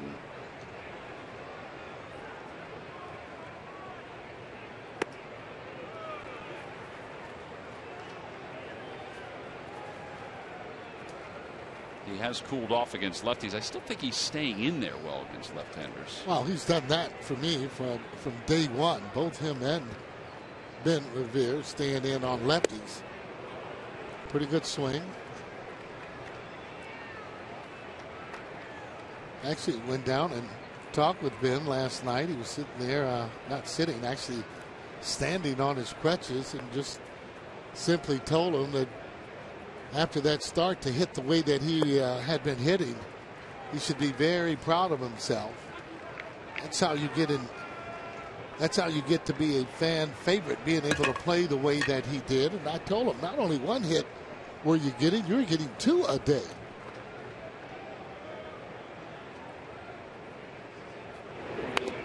Foul ball. It remains now 2 balls and 2 strikes to Dominic Brown. Was he in good spirits last night when you saw him? He seemed to be in decent spirits today when I saw him. Well, somewhat, you know, I mean, realizing that, hey, this could be, you know, you hope he's back. You know, could be the end of the season. You're right. But after coming back, though, and playing and hitting the way that he was, it's hard to get that way where you have not only the confidence, but you're seeing the ball as good as you have been. Inside, he was walking. I mean, it didn't matter how hard the pitcher was throwing, which was really impressive. 94, 95, hitting it all over the place, staying up the middle, refreshing the seat. And playing well in center field. Yeah, very good center field. Dominic Brown lifts it to right field. It's not deep, and it's going to hook out of play. And it remains 2-2. Boy, just missed from hitting that ball out. How about this here? 2-run double in the first. Now, he thought he hit that ball out of the ballpark. That's a long way when you're hitting them that 409 area. Not to say he would end up getting a triple, but you can tell when players hit them and they think they've hit it out of the ballpark. Yeah, I missed it, Sarge, until you said it there. Watching the play, I didn't realize that he had stood at home plate like that. I don't think he would have gotten a third. Well, I agree with you on that. No, he wouldn't have gotten a third. And it's just a thing of when you're hitting them there, you have to have hit a few out there to know that it's going that far. He didn't do really anything wrong other than thinking it was a home run, and he wouldn't have gotten any more out of it. Dominic Brown's fouled one after another off. 88 pitches now for Quintana. We saw the Toyota Major League Scoreboard update. Anthony Rendon has tied the ball game up against the Marlins.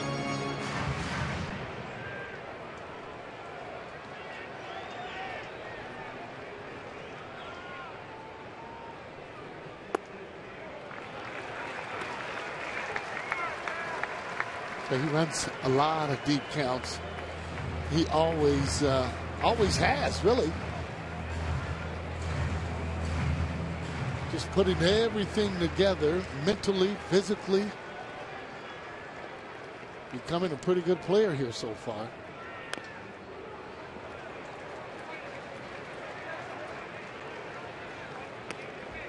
Well, the no-hitter is no more. Mitch Moreland breaks up the no-hitter by the bid by Justin Verlander in the 7th. Second time this year he's taken a no-hitter into the 7th inning. The first time was in Houston. I was watching that game. He got the first out in the 6th inning. And then with 1 out, there was a base hit. As Dominic Brown asked for time.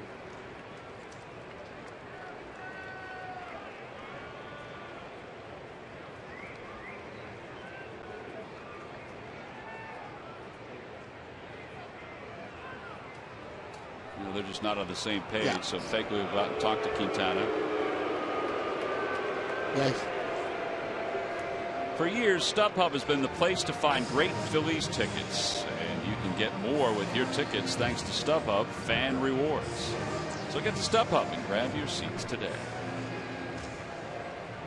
I didn't know whether or not he wanted to throw a fastball inside. What pitch that they're actually going to come up with here. Well, threw a fastball. It was down. And Brown fouls it away. 12 pitch at bat. This is going to be the 12th. This is going to be 12 pitch at bat. This is a heck of an at bat. He sees a lot of pitches, or at least it seems like it. Ball 4. That's a great at bat.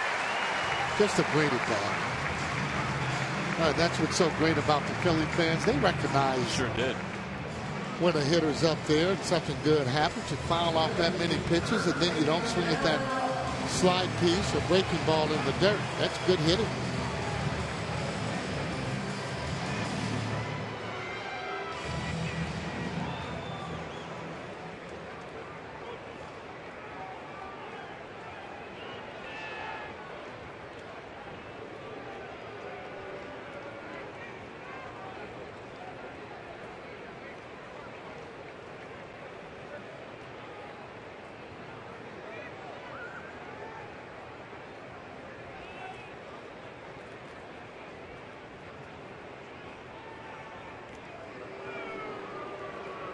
I can't imagine Dominic Brown's going anywhere, but I could be off on that. Oh, I think you want to let Darren at least get 2 swings at trying to drive the ball off the lefty. There he goes and stops. 1-0. Maybe they are thinking about sending him. Well, if you're going to go, you go. You know, you don't want to fake because the right-handed hitter can see you when you break, and if it looks like you have a pretty good jump, then he's going to let you have it. Don Cooper, the pitching coach, out to talk to the left-hander. Less movement any base runner has when a hitter's at the plate, especially at second base, and if he's a right-handed hitter, they're at even first base.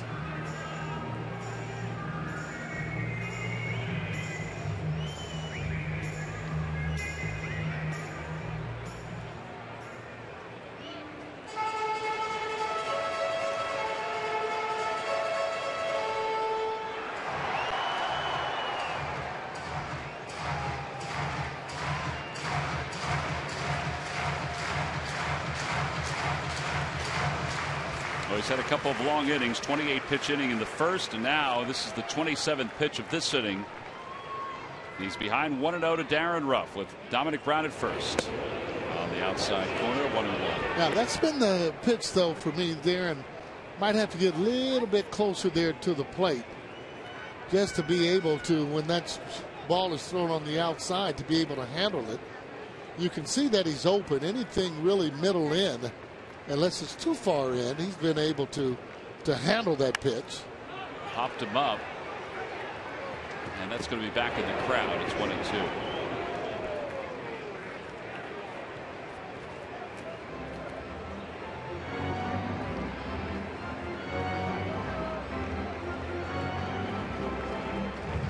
that's something, too, that he'll learn himself when he sees the tapes and see whether or not he needs to try and get.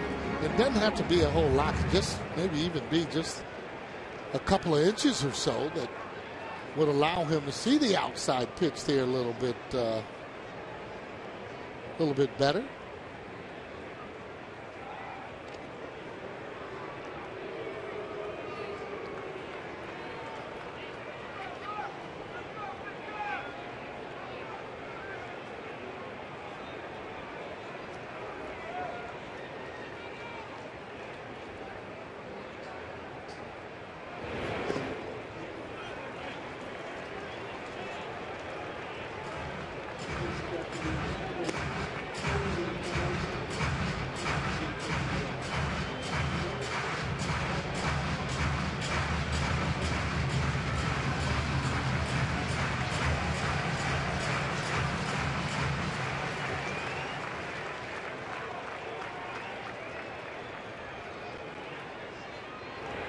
Swing and a miss. He got him. He tied him up with a cutter. Side is retired.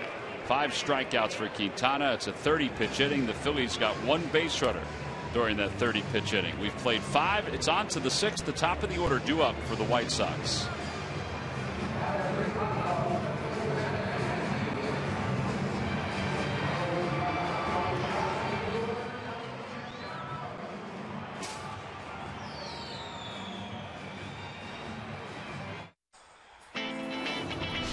Independence Blue Cross Phillies of the week are the All-Stars. Cliff.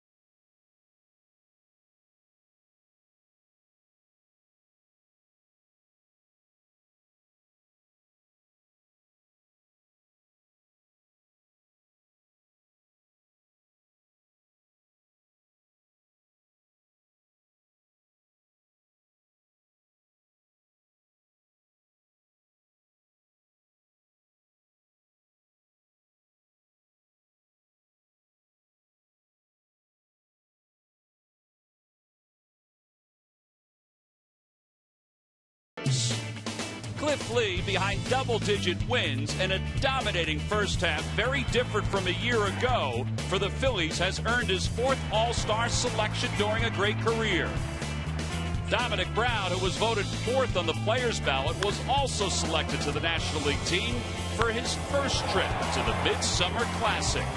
Dom continues his sensational 2013 season, and Cliff Lee continues to be one of the best pitchers in baseball. And their All-Star selections are brought to you by Independence Blue Cross. Live fearless. Top of the 6th inning, Dominic Brown and Cliff Lee will be heading to this year's All-Star game on Tuesday at Citi Field. In fact, they'll leave right after this ball game, be part of the festivities tomorrow. They started the Fan Fest a couple days ago up in New York. They had a 5K yesterday. Today is the Futures game. Did you have a 5K back when you were in the All-Star game in Seattle? Nope. Did you have a home run derby? No. You know what? We did not have a home run derby then. Imagine having a home run derby in the Kingdome. Oh, boy. De Aza lines it right past Ruff down the right field line. Guy's a good player. Delman Young is going to get it in the corner, and De Aza is going to hold up at second. I don't think I ever thought I would say that when he was with the Miami Marlins, the then Florida Marlins. Well, again, you have some players that end up getting it late as the ball goes right down the line, hugging the line. That's going to be an automatic double for anybody that can just run a little bit. Well, De Aza yesterday had a good day for the White Sox in the doubleheader, at least in Game 1. He had a walk, a double, and 2 RBIs, a triple, and a run scored. Now in Game 2, he went in late. But game one, he was a big reason why they won that. Now, nobody had an explosive doubleheader yesterday offensively. Yeah. I mean, some guys had good days. Nobody had an incredible day. Well, those are the days, too, though, that you can make up a lot of ground on those doubleheaders. And if you're hitting the ball or seeing the ball, Nate Colbert had 13 RBIs back in 1972 against the Atlanta Braves, and that's like a week's worth of ribbies. Mark Whitten did the same thing in the doubleheader against the Cincinnati Reds. And he was with the St. Louis Cardinals at the time, and he had 13 RBIs. Hits, RBIs, again, you can make up a lot of ground, and not only that, though, you can lose a lot of ground. Foul ball. If you're going over what? Maybe 12, 13. It just depends how many innings that you play.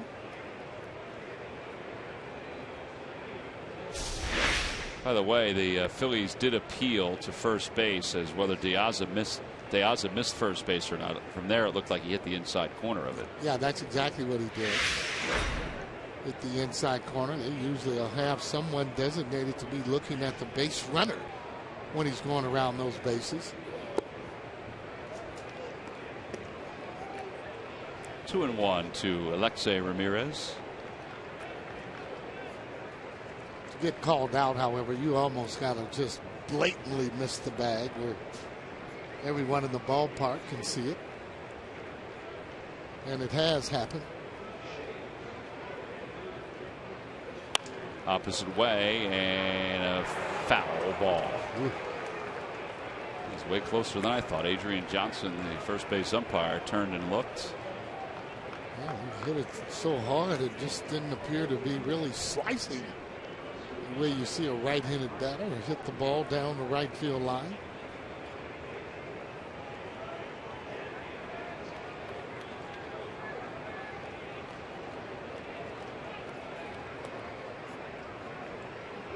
Do you know Nate Colbert at all?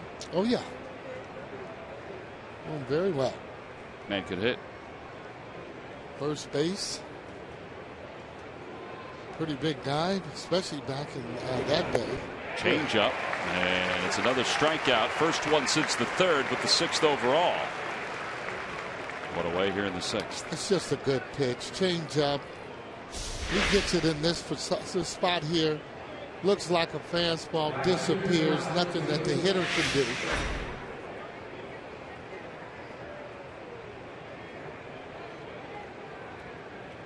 Has the confidence to throw that pitch in any count. There you go again to start the at bat to Rios.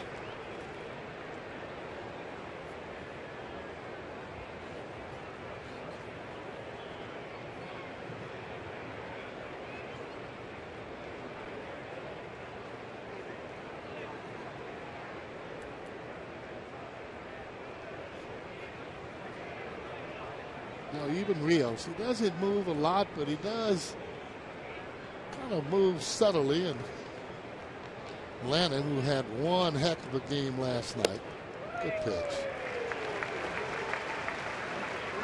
And he kind of got lost in the shuffle there on that game, and he pitched one heck of a ball game there, only giving up the one run. Oh, Ruben talked about that today when he was discussing things for the. As far as the Phillies moving forward, he said, listen, our pitching's been very good. Our starting pitching's been very good. And he's right. 0-2 pitch. Ground ball foul. Pettibone yesterday, 6 innings, 3 runs. Lannon, 8 innings, 1 run. 8 innings, 1 run, and 1 run in his last, 16 innings. Mm-hmm. But the way that you look at it, too, I mean, he had runners on just about the whole ball game.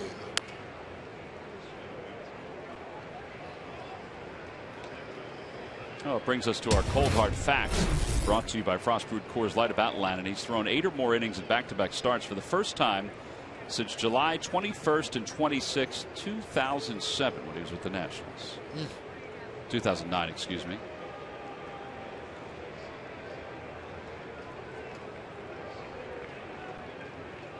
No balls and 2 strikes to Rios.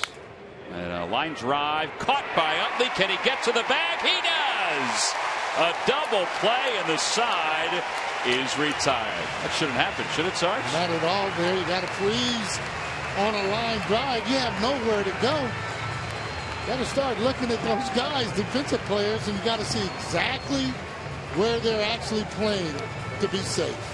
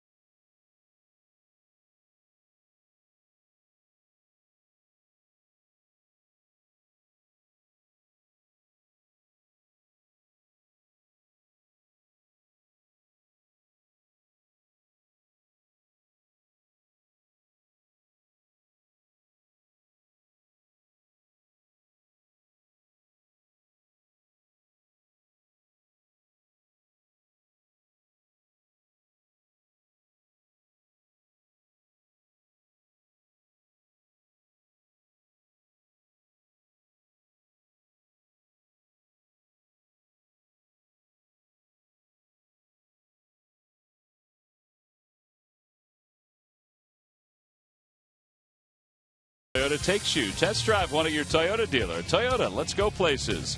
By Bud Light Live.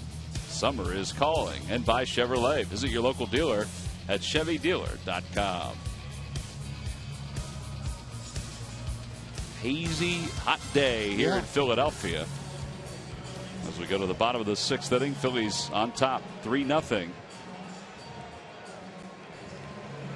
And they'll send Delman Young, John Mayberry Jr., Carlos Ruiz to the plate against Quintana. There is bullpen action starting for the White Sox as we go to the bottom of the 6th.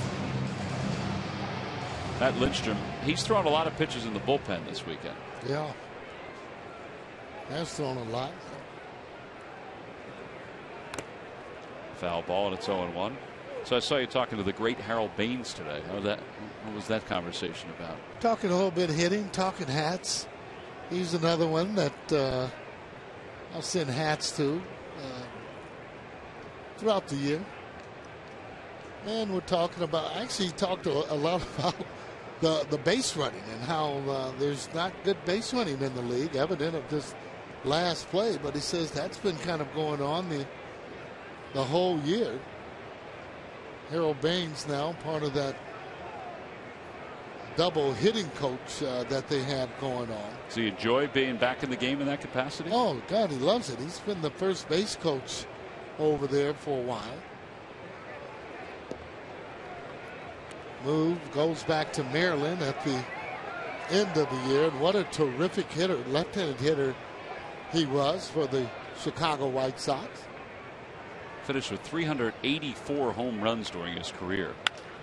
Out towards shortstop, Ramirez to his left. 1 out.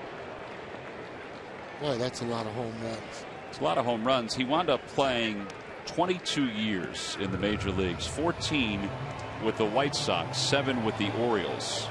Well, believe it or not, they scouted this kid when he was in Little League. Believe it or not, had their eye on him. Really? And when he came of age to be able to sign, they scooped him up. Look at that. He is a lifetime 289 hitter. Finished with 2,866 base hits. Mayberry pops it up.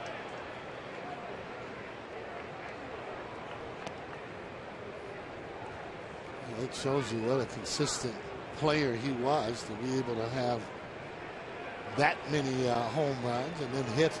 You figure if you hit 280 or better, I mean lifetime, you got to figure that that was pretty good and you were pretty consistent throughout your career.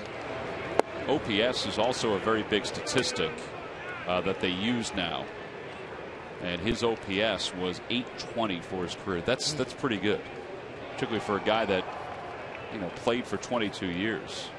And he's real quiet, almost like pulling teeth, trying to get him to say anything. Known him a long time. He's so revered out in Chicago that he's got a statue. I didn't know he had a statue out there. Wow. Okay. 1 ball, 2 strikes to John Mayberry.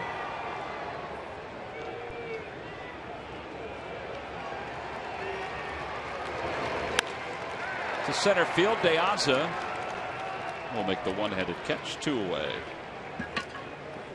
And that'll bring Carlos Ruiz to the plate. Carlos is 1 for 1. Citizens Bank Park is a fantastic place to host events year-round. Many unique options for corporate or social events of any size, including the Diamond Club, Hall of Fame Club, and Executive Dining Room. For information, go to Phillies.com/special events or call 215-218-5100. Charlie and I did a piece this week on the Charlie Manuel TV show about the special events here at the ballpark. Right. Some of the great food that Aramark provides. They can host events from 100 to 7,000 here at the ballpark. They do a great job. Breaking ball, 1-1 to Ruiz.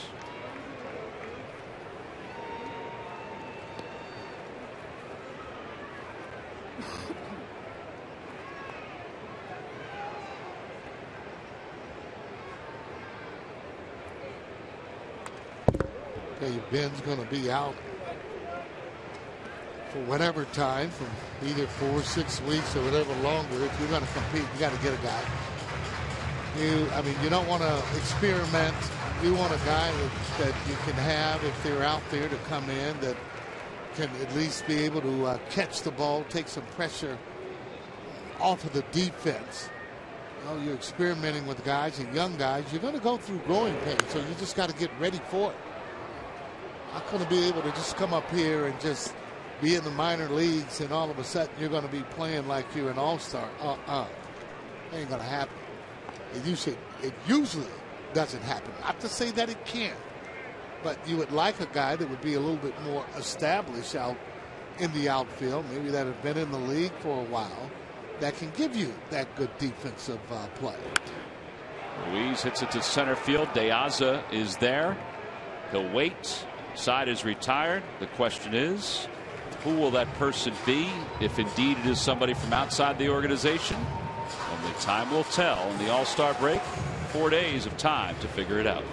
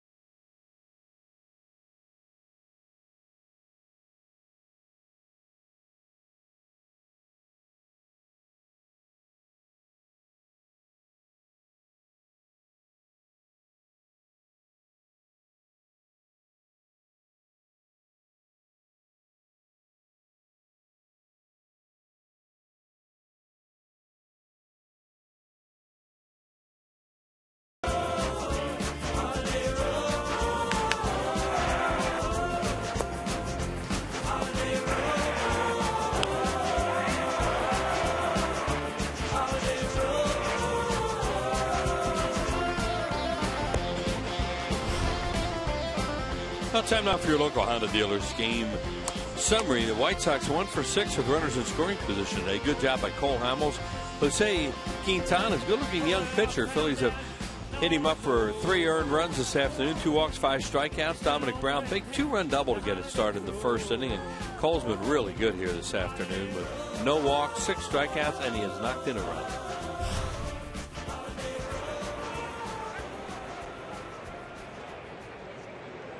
What was that song? I liked it. I figured you would like it. Who is that? Tell me. Explain that one to me. Well, you should know who sings it. I was going to Shazam it. But it's hard to do on the headset. That was Lindsey Buckingham? Yeah. No wonder I liked it. Fleetwood Mac.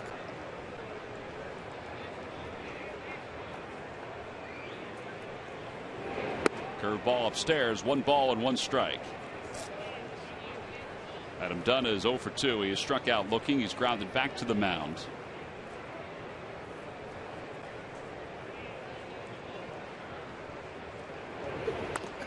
And that one's over toward the camera. Camera well, and it's 1-2.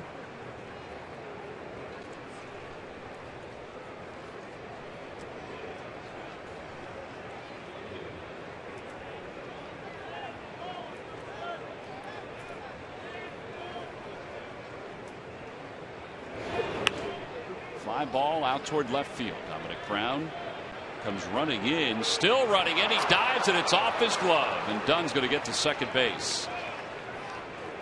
I didn't think he would have to dive for that one. I guess it was, well, it was definitely hit more shallow than I thought. Or maybe more shallow than he thought, too. He misjudged it. And that ball was hit way up in the air. It's just a fly ball to left field. Not a tough play. And whatever happened, only he knows. But he just doesn't get there. And then makes that dive at the end on a ball that, you know, on a day like this, outs are so precious because it's so hot, and that's tough for that to be a leadoff double. Hamels at 82 pitches as he gets sent to face Viciedo, who is 0 for 1 with a hit by pitch.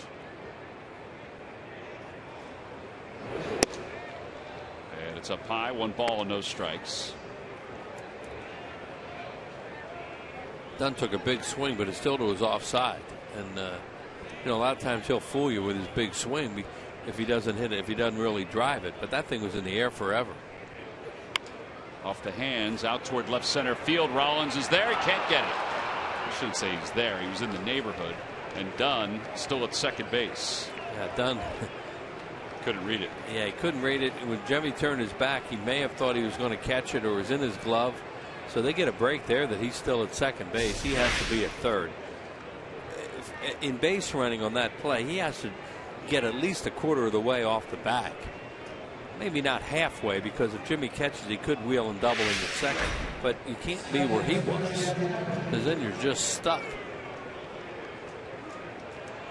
So there's 2 balls right there in this inning that are. Hamels, every once in a while, he'll have these kind of innings during a game, and you look back and you say, how did that happen? Well, he's now allowed 6 hits. And it's still nobody out here in the 7th. Phillies up 3-0. Well, he's a big time pitcher, and he needs to make a pitch now and help himself out and get out of the inning. You see what Dunn is.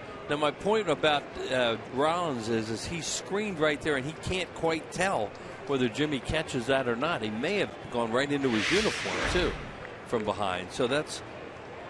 Look, he's a big lumbering guy, and they're down by 3 runs. And when there's any doubt like that, you may as well, it doesn't look good, but you may as well just stay there, as opposed to what they did last inning, got double. Yeah, I think his angle, because I mean our angles from way up here, it did look like Jimmy had a chance to catch it, so his angle may have been the same. Yeah, like where he was. It may have gone right in the uniform to him as it went right over his shoulder. 2-1 to Keppinger. Keppinger hit it to a double play his last time. Hamels will take that here. Well, he has to regroup right now because in his mind, Rich Doobie knows it, and they see this a bunch of times when the first ball has to be caught in left field, and that ball right there is just a little blooper.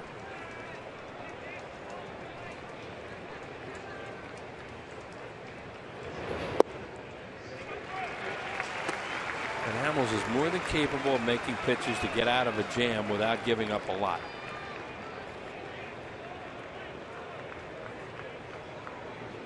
even though it doesn't feel like San Diego out there today.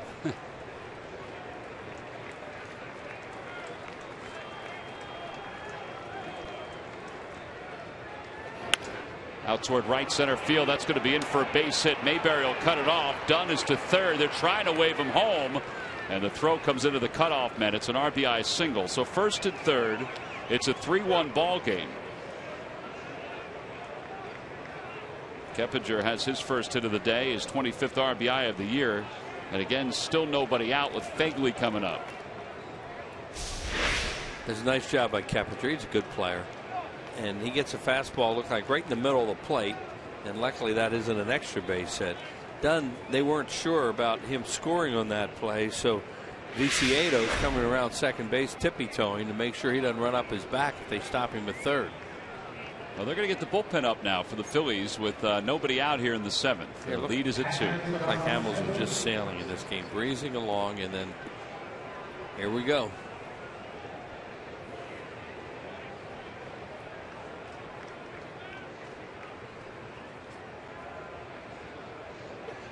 Ground ball toward third. That's a foul ball. Just foul. According to Fielding Colbert, the third base umpire. Joe McEwing down there, the third base coach, taking a long look at it, and it was just barely foul. Saw Joe today. He wanted to remind me that today, as we look at this play, that's a good call. Just down foul. the line, yeah. Joe's parish in Bucks County in Bristol, St. Mark's. Has about 150 people here today. I think Jeff Manto went there too. They were both talking about that last night on the way out of the ballpark.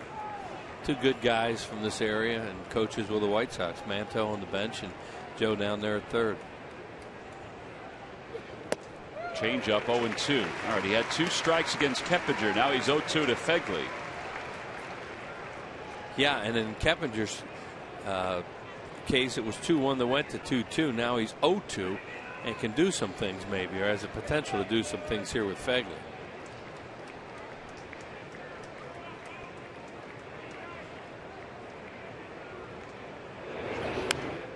Try to get a fastball by him. It remains 0-2.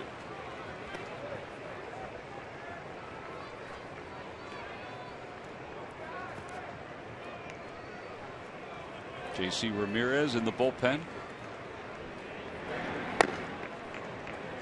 A lot of guys using that doubleheader, of course, yesterday, but quite a bit of rest coming up too after today.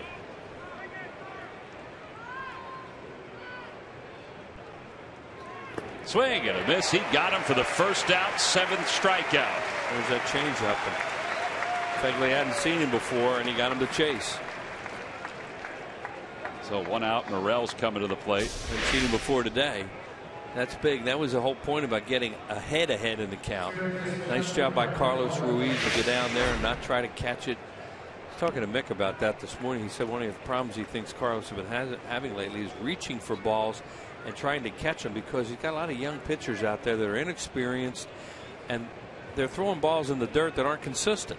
So he's trying to do a little bit too more, and as a result they're kicking off the glove, and that's why they're going away so far. Yeah, they worked on it this week.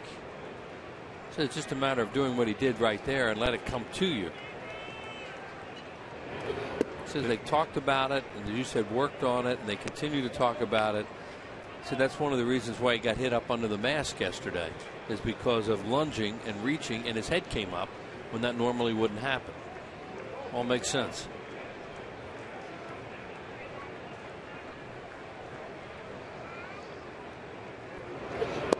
Funny how when you're an experienced player and a good player, you can still fall into bad habits every once in a while. Everybody does.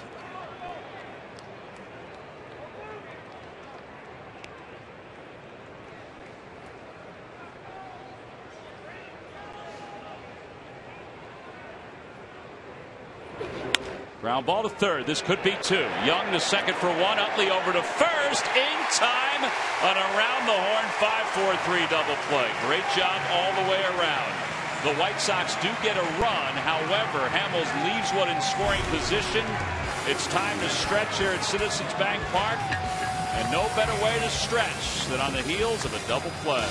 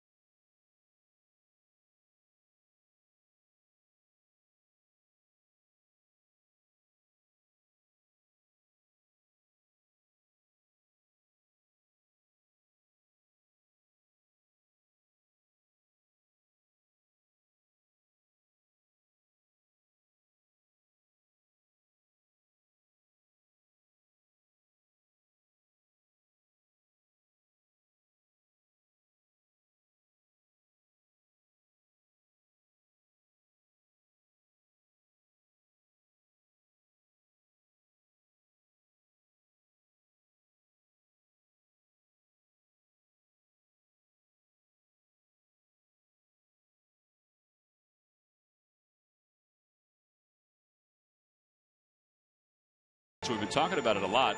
Can you name the pitcher that Johnny Callison hit the walk-off home run off to win the 1964 All-Star game? You'll see a lot of that old black and white footage over and over. You would think at the All-Star game it was a guy they called the Monster.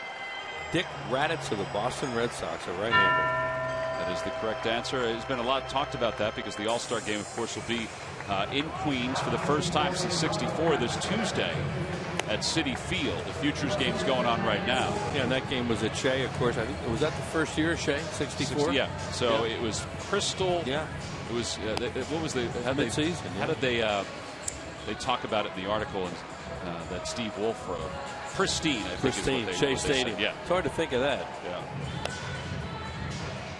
You know, the other thing too, I think it was Stan Hochman's story this week where it was mentioned that it wasn't sold out. It was about 30,000 seats sold or something like that. But Major League Baseball had been averaging about 15,000 a game that year across the board. Well, just think about it. Today there's 40,000 people here today. Well, it's such an event too at the All-Star game now with all the things that they've added to it, the home run contest, Futures game leading up to it. It's a big event for several days for the city that gets it, and that's why the city's won it so much too. Right. One of the things about that home run with Johnny is to look at that picture of him at home plate and seeing him being enveloped by all those. Johnny was not a tall guy, about maybe 5'9", 5'10" at the most. And look at some of those players that are in that picture. Of the great players of that era that were slapping him on the back. Yeah, it's very true. It's really a From neat Roberto picture. Clemente to Willie Mays to Hank Aaron. There you go. I mean, listen to what you just said. I think Ernie's in that. Banks may be in that picture. And so it's just an amazing sight to see the great players that were on that team congratulating the Philly who had won the All-Star game. Cole Hamels leads it off, takes a fastball from Matt Lindstrom, the new pitcher. As we start the bottom of the seventh, Phillies lead it 3-1. Excuse me.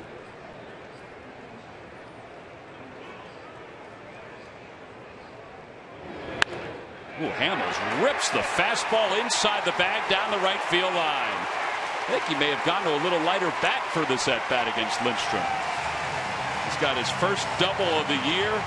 He's 2 for 2. And that's the last thing he needs is to be on base right now. And that's what they're thinking. I heard you talking about Mick saying he was going to hit a home run today. Well, single to double's not bad. It's not bad at all. Here it is. He's had 2 different colored bats while he was up there. That's why Tom's saying maybe he had a lighter bat here. And he doubles into the right field corner. He almost probably would have liked to stop at first, but there's no way you stop at first when it's in that spot. Hamels' last 2-hit game, July of 2012. Here's Michael Young. Young trying to get him over to third. They would love to get him in out of that sun right now, too. 2 more innings to go. Mentioned last inning when he was out there in that jam, and you know, when you're a big time pitcher like him and things aren't going right the way they were in that inning, pitch out of it, and he did.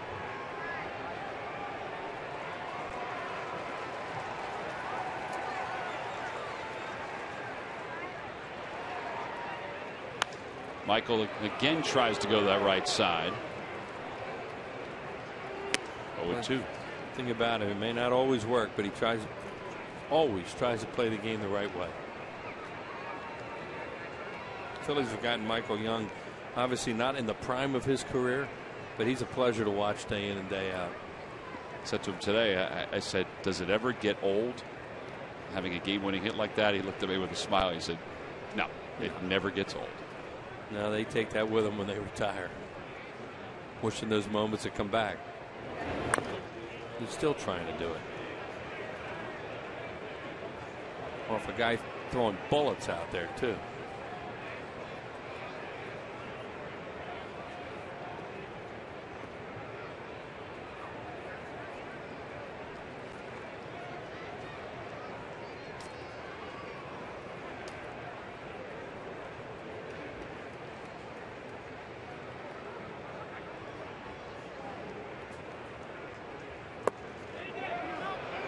Adrian Johnson says that Michael Young went around, and Michael doesn't think so.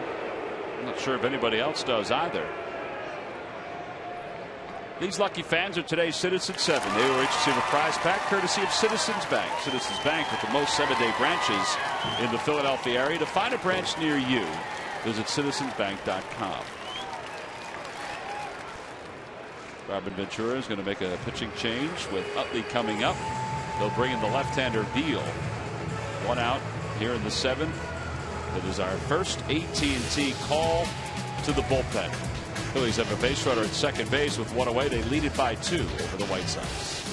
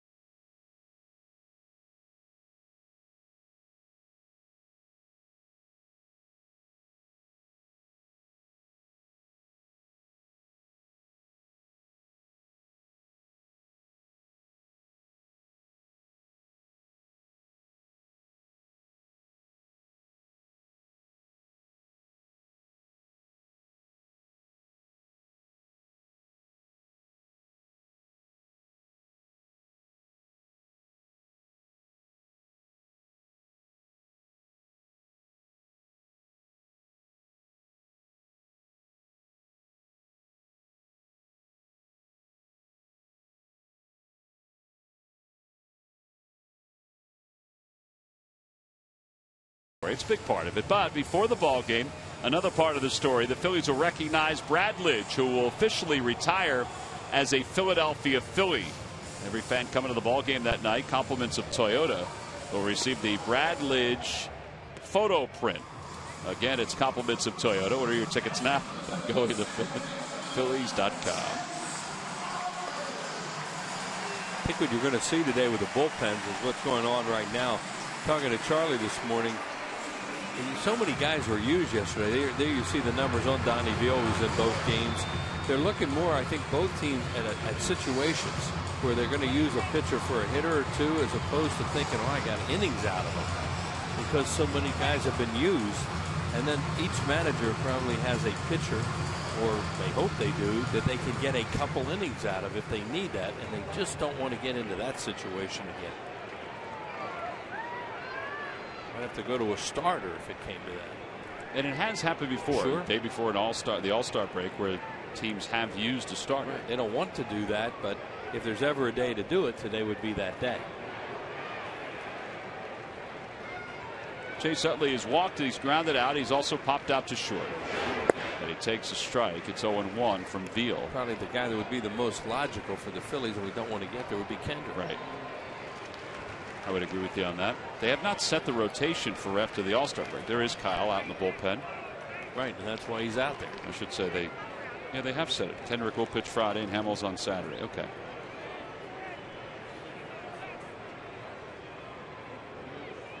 Breaking ball, and it's 0-2.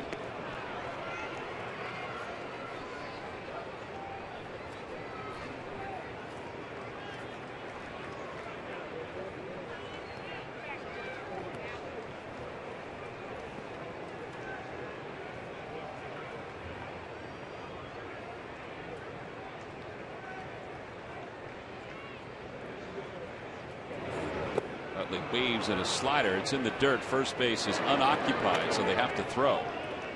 2 outs, and that'll bring Rollins to the plate. Putout goes 2-3.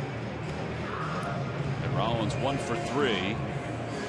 We'll try to drive in Hamels, who had the leadoff double. And he's still standing out there through a pitching change and all this. And that's exactly what they didn't want to have happen.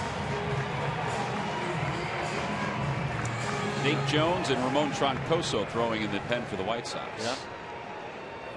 You name it, they pitched. They're going to walk Rollins intentionally, so they're going to have the lefty face Dominic Brown.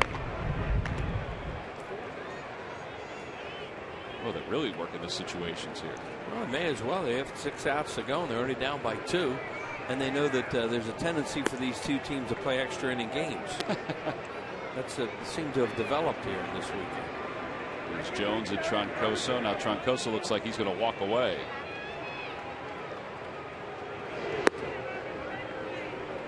Dominic Brown had a 2-run double against a left-hander in the first inning, so now he's going to face another lefty here. And ball 4. Tomorrow on PHL 17, wake up with a show that's worth waking up to. It's a fresh look at pop culture, headlines, trends, and viral videos. Eye-opener Monday morning starting at 6 on PHL 17.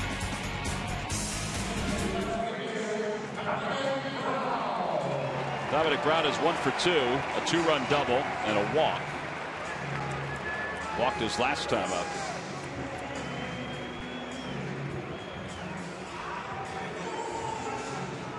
Fegley goes out in front and lays down some signs. Yeah, there's no guarantee that Hamels will score from second even with 2 outs. They are not going to run him into contact. It would have to be a sure thing right now to get him in. Outfielders know that too, and they can cheat a little bit and play a little deeper. Brown waves at the first pitch, 0-1. I get the feeling these left-handed hitters have trouble picking up his breaking ball. A little bit. With the swings they're getting, or check swings.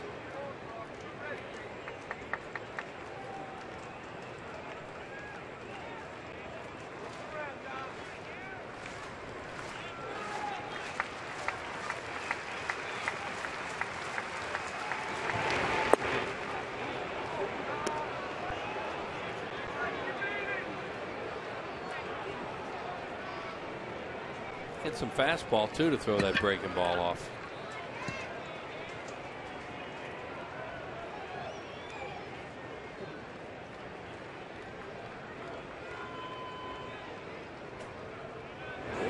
Breaking ball swung on and missed. Side is retired. 3 strikeouts. So the Phillies waste the leadoff double by Cole Hamels. We've completed 7. Hamels will go back to work for the 8th inning. He'll face the pitcher's spot in the top of the order when we come back.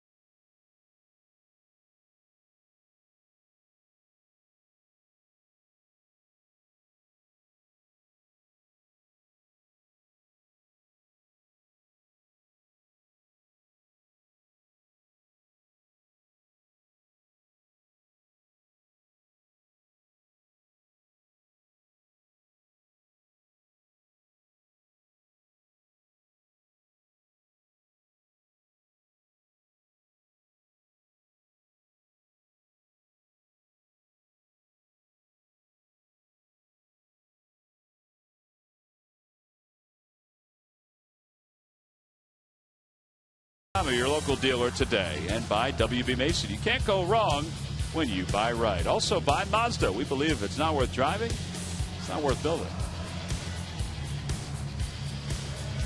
3-1 Phillies on top as we move to the top of the 8th inning. Time now for a Hyundai defensive play of the game. Great play by Michael Young at third base. Rio sits his baby down the line, gloves it, pops up, throws him out at first base. That's early in the game.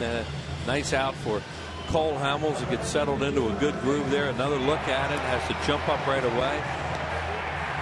Bounce that one. You might not get him. You had to throw it on the fly. Our Hyundai defensive play of the game. Brought to you by your local Hyundai dealers. And John McDonald will come into the game to play third base for Michael Young as we go to the top of the 8th. It's not the switch that we're that we normally see, where Young moves over to first and Ruff comes out. Instead, Ruff stays in. That's because of his spot in the order, probably, that he's going to hit next inning. And you know what? It's only a 2-run game.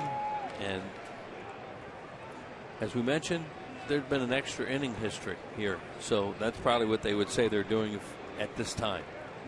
Well, Casper Wells will pitch hit for the White Sox as Hamels begins the inning with 96 pitches here in the 8th. First pitch is fouled back. It's 0-1. Phillies do have 2 relievers warming behind Hamels. I'll give you one more reason. Michael Young might just be dead on his feet right now, too, after playing all these games, and it's a good time to get him out of a game because that guy has done an amazing job here right up to the All-Star break.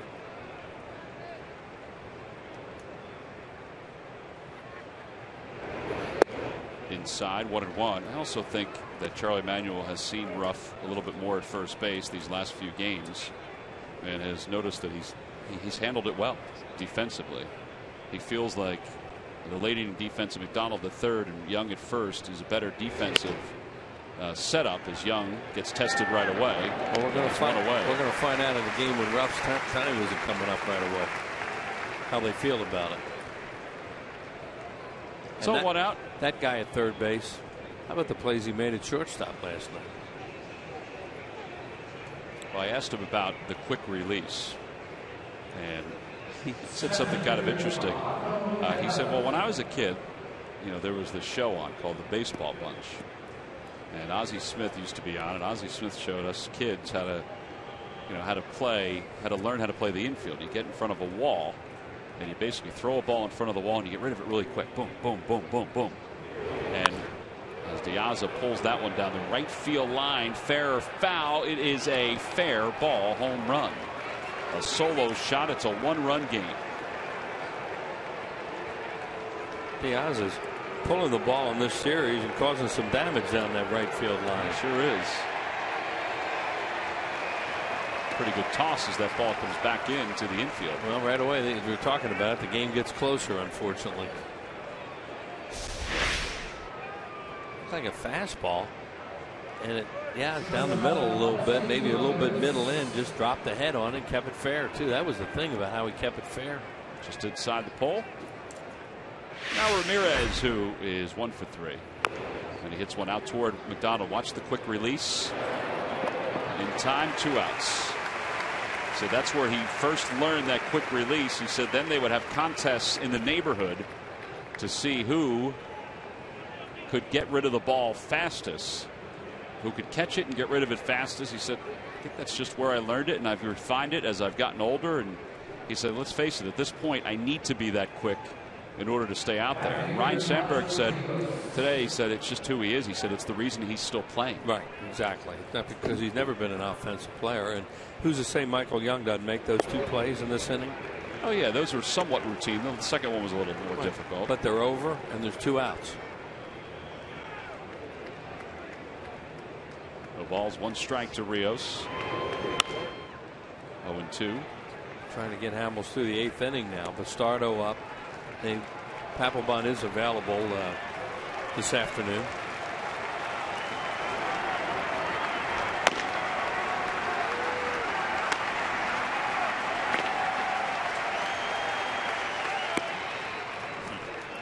Well, he got an adrenaline rush on that pitch to get this inning over with and go sit down after being out on the bases that whole inning. Here's the 1-2. In the dirt, 2-2. Every time the Phillies pitchers retire, the opposition 1-2-3. Comcast will make a contribution to Phillies charities.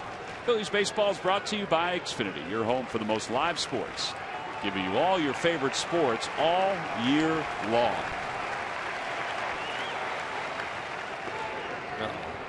Now you wonder which left-hander would pitch to Dunn if he gets on. If Rios gets on, will it be Bastardo, a fresh arm, or Hamels at over 100 pitches?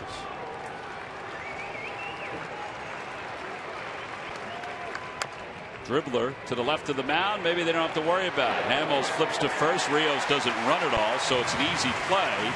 This side is retired. A good changeup. He does give up a home run to make it a 1-run game. That's probably it for Cole Hamels. A heck of a start That takes us into the bottom of the 8th here in Philadelphia.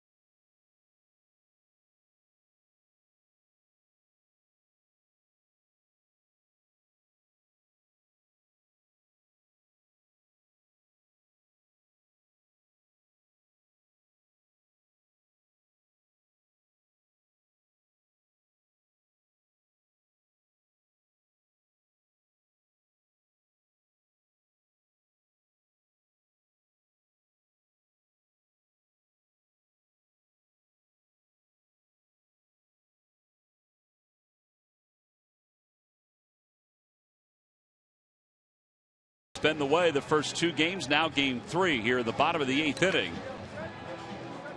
Now before Darren Ruff takes on Nate Jones out of the bullpen, let's check in with Murph with the Major League Notebook. Murph. All right, T-Mac, thank you very much. Brought to you by Gwinnett Mercy College. And Tigers right-hander Max Scherzer was trying to make history last night, trying to start the season 14-0 to become the first pitcher to do that since Roger Clemens did it back in 1986. However, it was not to be. He went he allowed 8 hits over 6 innings, allowed 4 earned runs. The Tigers ended up losing that game 7-1. But he starts the season 13-1, so that's not too shabby. And all of a sudden, the Braves are very banged up.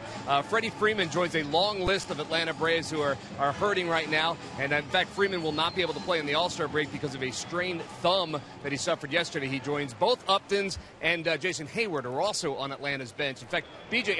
Upton now on the disabled list for the Atlanta Braves. So pretty banged up. A good time for the break for the Atlanta Braves. Yeah, it's all around baseball. I mean, think about the Phillies with Ryan Howard and now Ben Revere out with an injury, and the Braves battling the same thing. Darren Ruff will face Nate Jones, who's 3-4 with an ERA of 4.53. Home half of the 8th inning. Papelbon starting to loosen in the bullpen for the Phillies.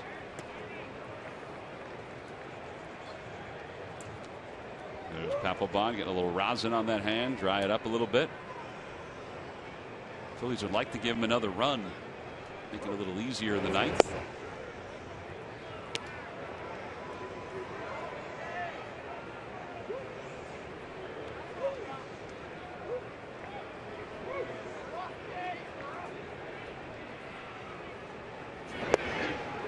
Ruff is struck out, so that's the 3rd time today that Darren has been struck out. And the bullpen for the White Sox now has 4 strikeouts in 2 innings. Here's Delmon Young. Delmon has scored one of the runs. In fact, he scored the 3rd run of the day for the Phillies.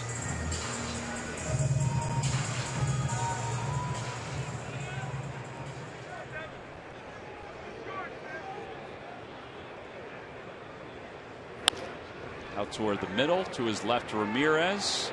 Casually goes after it and just gets Delmon for the 2nd out. One of the things that the Revere thing has a domino effect on too, and we'll see how they handle it, is the Young move for defense in right field and late in the game for Mayberry.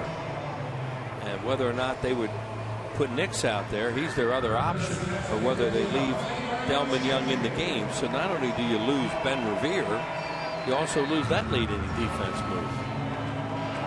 Yeah, I wondered about that today, about whether Lance would get some chances the way Mayberry's gotten chances. Lance is a pretty good defensive outfielder. Delmon probably has a stronger arm, though. Mayberry 0 for 3.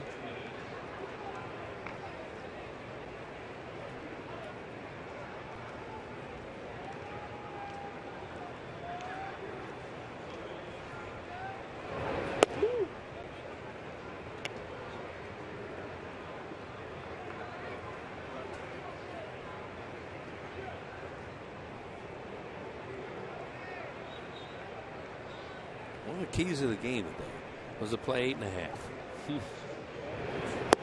And it's still sitting there very enticing right now. For everyone. Oh.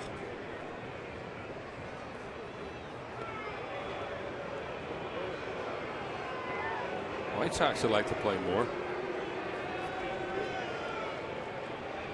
We're not talking about that. It's all about us.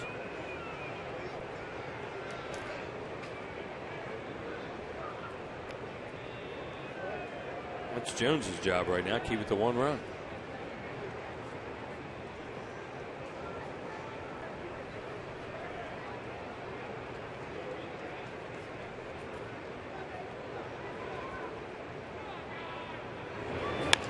Over to third. Morrell behind the bag. Fires into the base path. And Dunn tags Mayberry on the shoulder. And a 1-2-3 bottom of the 8th inning. Phillies go down in order. We go to the 9th inning. The Phillies trying to close out another series victory with Jonathan Papelbon.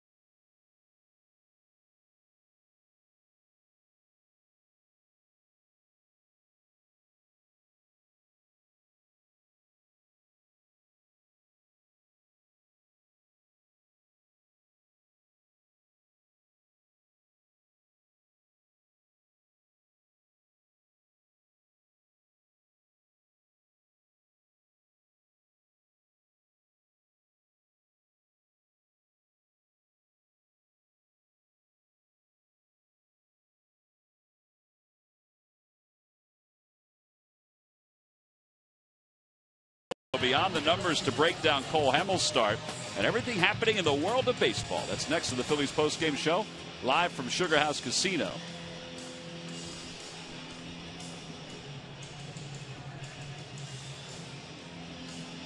Oh, it's a 1-run game as we go to the top of the 9th inning. Cole Hamels, his day is done. 8 innings, 8 hits, 2 runs. Outstanding today. No walks, 7 strikeouts, 107 pitches. And he'll give way to Jonathan Papelbon.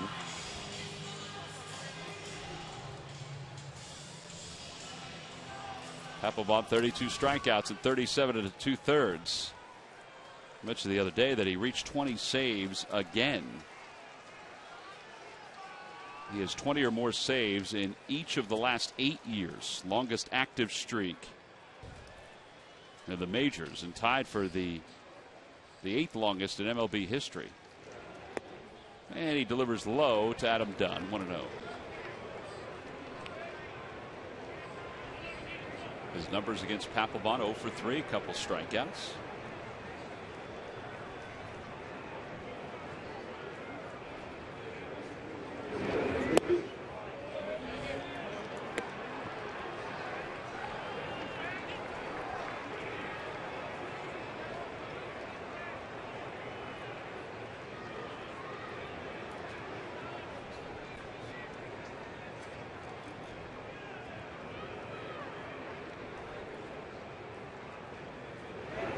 Inside 3-0 to Dunn.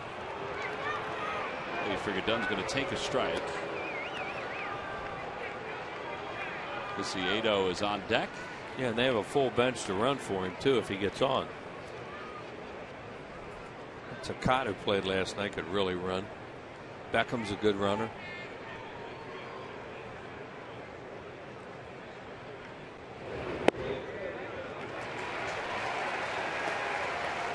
Typical Adam Dunn. You would think he'd be up there swinging early right away to tie the game with a homer, but he's patient. And he'll walk a lot, and he's also trying to get to a count to his liking, which he has now.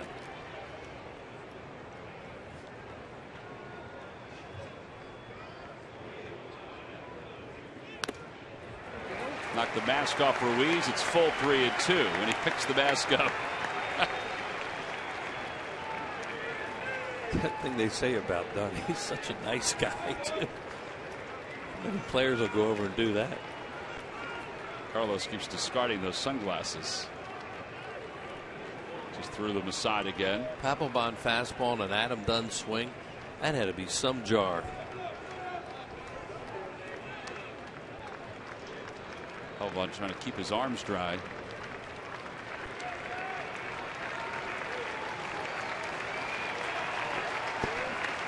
Three balls, 2 strikes. 1 out.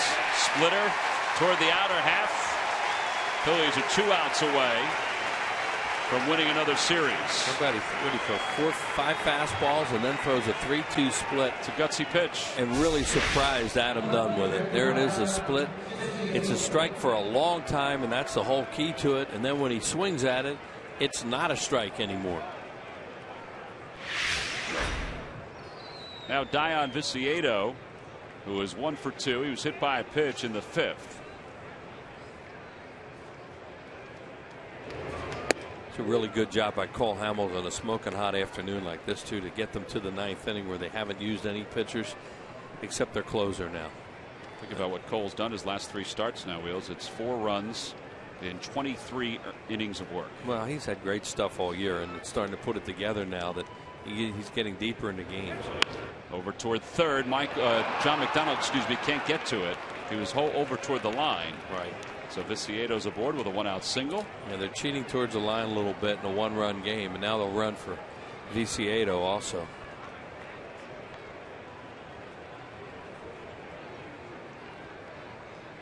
It's that guy we thought they'd run for. To Cody. Yeah, he can fly.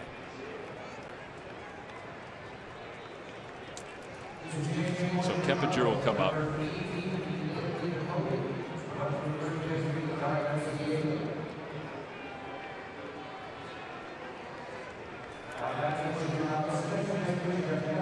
Keppinger has a base hit today. He's 1 for 3.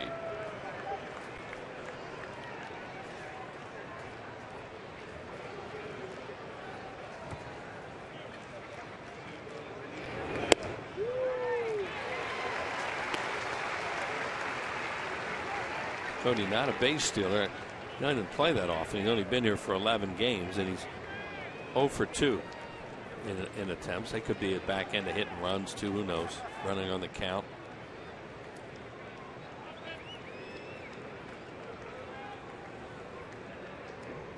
No balls, 1 strike to Keppinger. Trying to keep him close.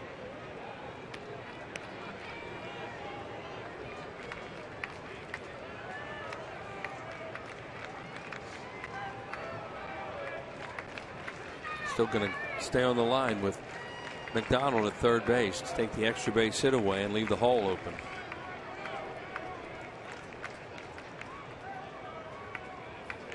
There he goes. Pitch is taken for a strike. The throw to second base is in time, then not in time. Cody stumbled and rolled, and I thought maybe he came off the bag, but give him credit for staying on the bag. Yeah, throw was 1 hop to second. Jimmy Rollins controlled a really tough hop too, and then got the tag down late. As you said, Tom, he slides by the bag a little bit, or often. Right there, look at him control that hop. I think he just sat on the bag. I think he did too. So he just stayed on it. Oh, and then he puts his foot back. Oh, he was off. Rollins tagged him, but his foot was back on. Yeah. Keppinger hit an RBI single the opposite way his last time up. That was the first run the White Sox scored. It's 0-2.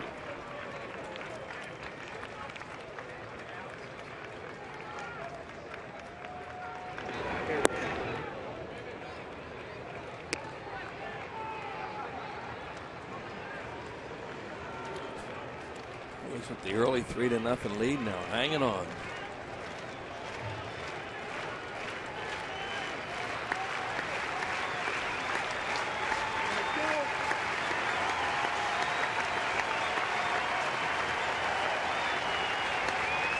He's calling for the splitter again. We'll see.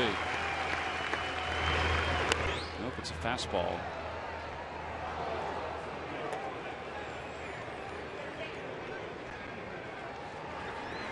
Kyle Kendrick in the bullpen.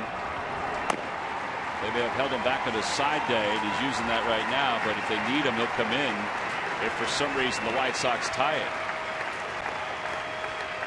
And the Phillies don't win it in the bottom of the ninth. Trying to make that a non-story. A moot point, as they say.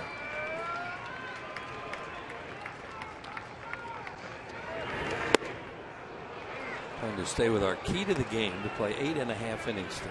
Oh, we're at the 8.5 inning mark right now, Wheels. Yeah. Still need 2 outs.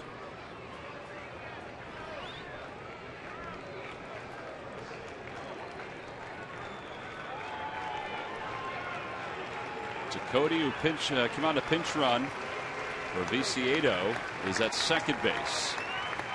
2-2 to Keppinger. Out toward right center field. Delman says he's got it, backs up on it, makes the catch. Cody draws the throw, and it's a good throw. That's a really good throw. That's a show-me throw right there. Yeah, because he's not going anywhere with 1 out.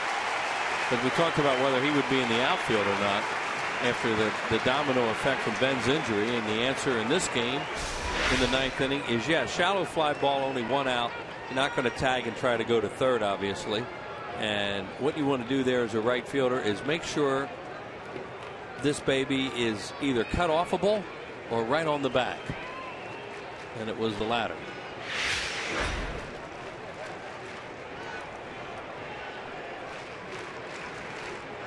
And now a meeting on the mound with the infielders as Josh Fegley is coming up. He's 1 for 3. Slide out, he's doubled, he is struck out.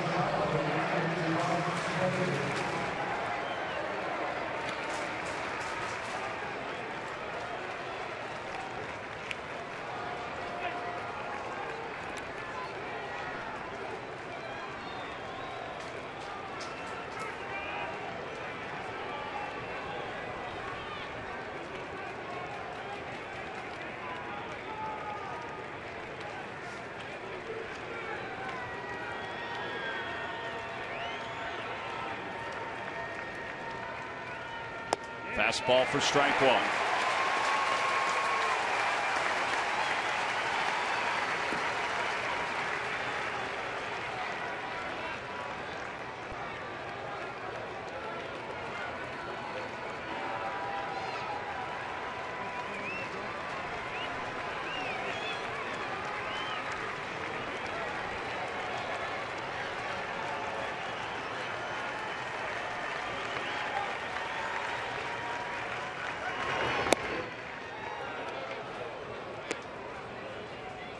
Kind of zipped that one across his body. It's 1 ball and 1 strike.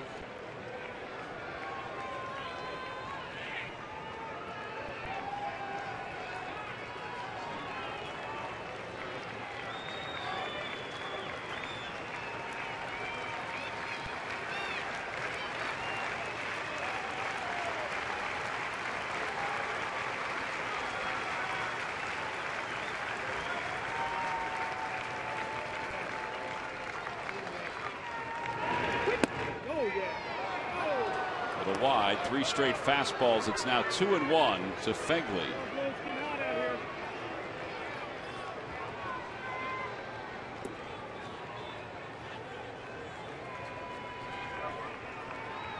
Morel is on deck. They do have a heavy bench still. To Cody, part of that bench, came on a pinch run, is at second.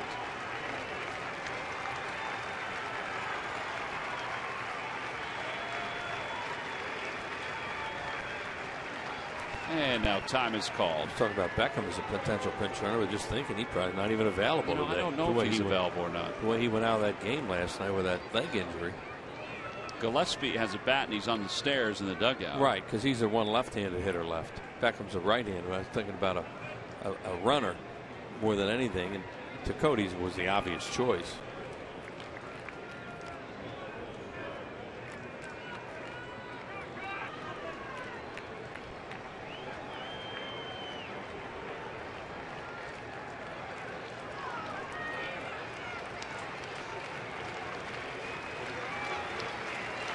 Two balls, one strike. Back toward the middle, and Rollins can't get to it. A base hit, and that's going to tie the ball game up here in the top of the ninth inning. A blown save for Papelbon. It's 3-3 on the RBI single by Phegley.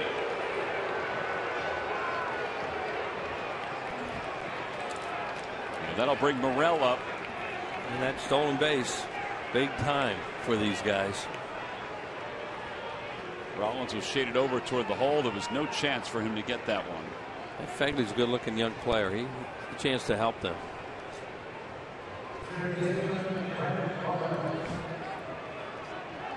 Yeah, it's a hard ground ball up the middle. As Tom said, you see where Jimmy's shaded, trying his best to dive and keep that thing in the infield at least, so you can't get the run out of it. But ain't a long way to go for that.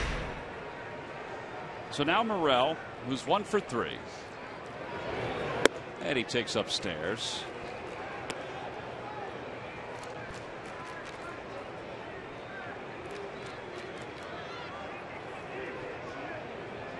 This series is just bizarre.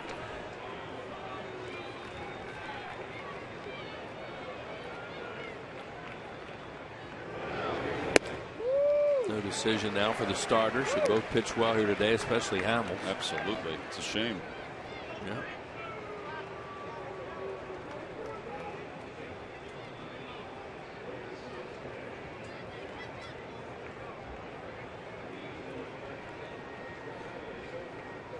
Get him out, win in the bottom of the ninth. 1-2. Speaking of the bottom of the ninth, it's Ruiz, the pitcher's spot, and then the top of the order. Top of the order is not Michael Young, it's John McDonald.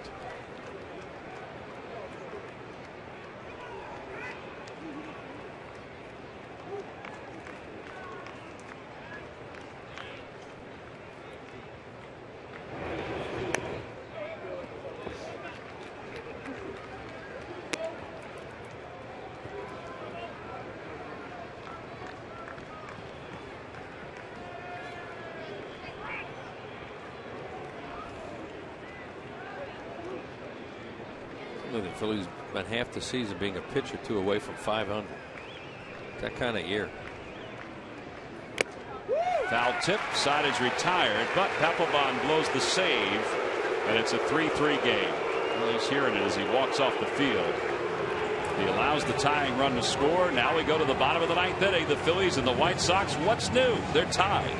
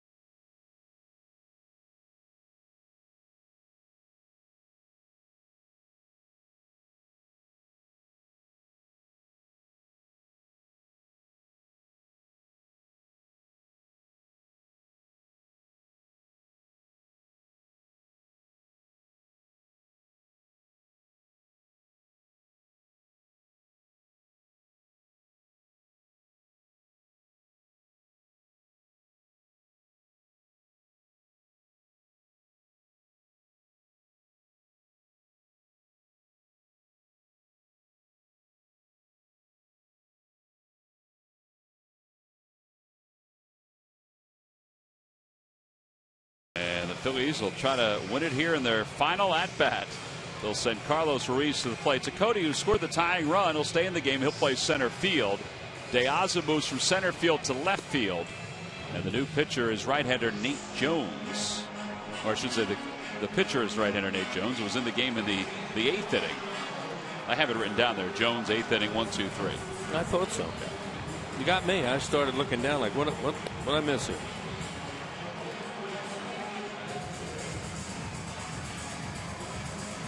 Well, Jonathan Papelbon. Whitey used to say all the time, boys, just testing you. Papelbon blows the save, and nobody's more competitive than he is. Wanting to make sure he saves it for his starting pitcher. Especially on a day like this when everybody has plans and a getaway day on All-Star game, and you need one more out and you can't get it, and now you're just hoping to come in and get a run and get this win. Here's Carlos Ruiz, who's 1 for 2. He's been hit by a pitch. He's singled. He's also fly to center. Kevin Franzen's come out in the on-deck circle to pinch hit.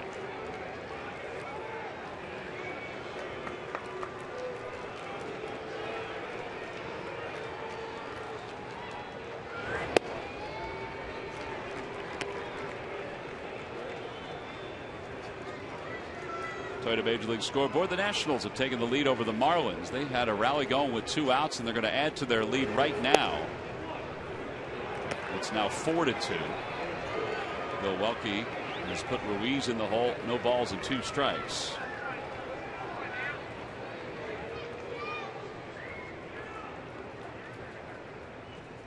Swing and a miss. Carlos a little anxious, and there's one away.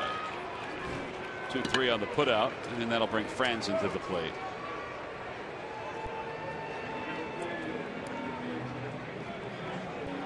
Kevin Franzen's been the Phillies' best pinch hitter this year. There's no doubt about that. He's been one of the best in all of baseball. Phillies lead the majors in pinch hits with 38. It's a remarkable number. They're tied for first with extra base hits with 13. Kevin has 11 of those pinch hits.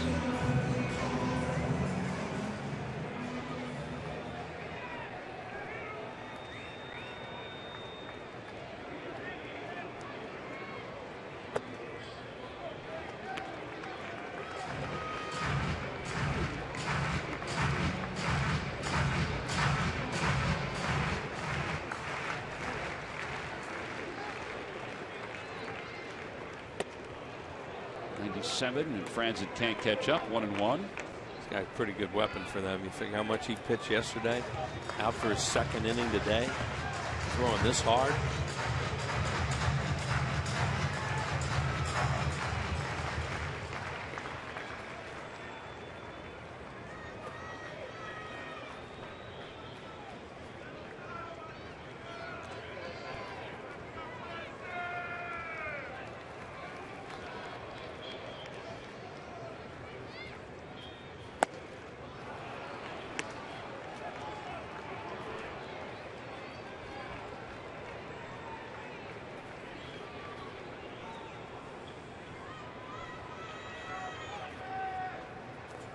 He stays alive by chopping it foul.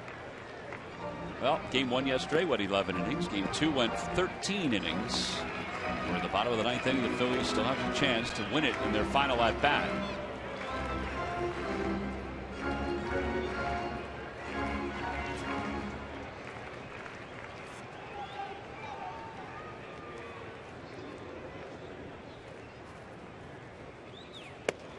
Little high, 2-2. To go to the 10th, looks like it's the Stardos. Yeah. I thought maybe it would be Kendrick, just because they had him warming up. David Percy is the left-hander up above. Well, I know they have a long man today in Kendrick. That ball got a piece of Fegley.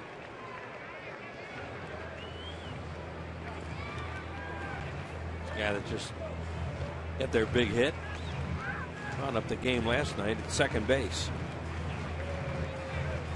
Well, here's the reason we are tied is because of our W.B. Mason delivery of the game. I think he may have cracked the nail, by the way, and we'll get to that in a second. Yeah, here he is with a base hit up the middle. They were playing him to pull, and he squirts it up the middle. And now he just got nailed with a foul tip, and he's headed towards the dugout. Yeah, Ventura's coming out. He came out with the trainer, and now he's going to go back and talk to Bill Welke, the home plate umpire. Papelbon with 5 blown saves. It's the most he's had since 2010 when he had 8. A lot of them come with 2 outs too. Seems like.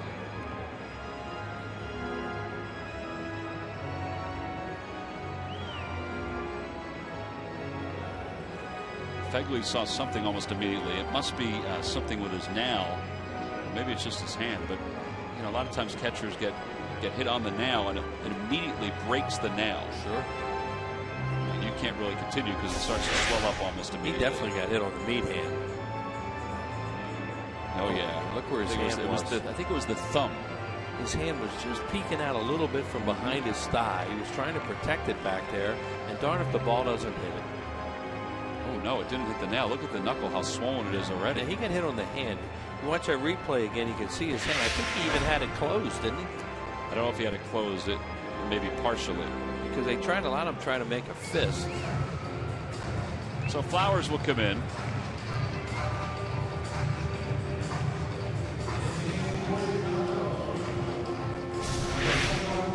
See right there, see the hand behind there and hit right on top of it. Right on top of it. Even if he had made a fist, it was going to get it. Oof. Wow, look how fast that swelled up. Yeah, that's well, they'll go X-ray that. Hope for the best for him because he looks like a good-looking young player. That's the plight of a catcher, boy. On any moment, he can get hurt.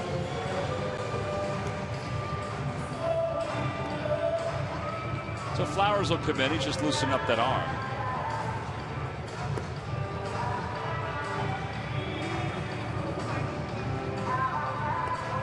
Reminder after the ball game, the post-game show's coming up from Sugar House Casino.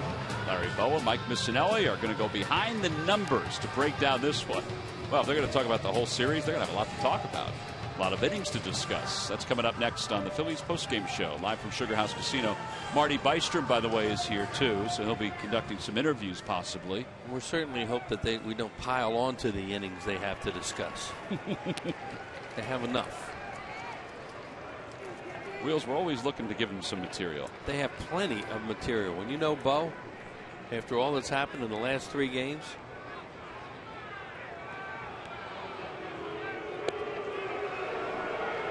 Flowers has caught 1,000 innings during his career, but he needs to warm up in a catcher's position.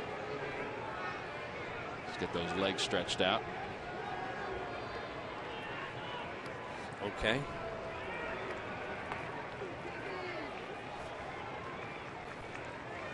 2 balls, 2 strikes to Franzen. And Franzen puts the bat on the ball and he's aboard. He's remarkable when it comes to 2 strikes and just making contact. Well, he's one of the few guys you see anymore that gives in with 2 strikes. Most guys don't give in. 2 strikes, they just swing as hard as they can from the end. He gives in and puts a 2-strike swing. Now, how many times you hear people say, well, why don't they have a 2-strike swing? And your answer is, I have no idea, but they don't. He does. Yes. That's why, you know, you get excited. There's a slider, and he just throws a head at it and puts it in the center field. That's why it's one of those things where you get, wow, isn't that great when a guy can do that? Well, it is great. They probably all should do it. Well, you're supposed to be able to do that. And he's a ball player. He knows how to play the game. John McDonald takes a strike. It's 0-1. Well, Franzen's locker is right by the entry to the clubhouse, so we're always there to greet him first. Murphy's been talking a lot about his approach and how he's been refining it as he gets to the plates. Well, he is, because this is really the first season that he's been asked to do this kind of role, full time. And I asked, I was just talking to him about pinch hitting just the other day, and I asked him to explain his approach. He said, well, he didn't want to put that out there because he didn't want everybody to know. But he said, if you use the mindset that this is what you're going to be asked to do, he works the entire game getting ready for that one at bat. Yep. And obviously, with 12 hits, it's paying off. No balls and 2 strikes to McDonald with a runner at first. Outside, 1-2. John McDonald came on as part of a defensive switch for Michael Young. Yeah, he's another guy that knows how to play the game. He just doesn't have the same offensive talent as Kevin Franzen.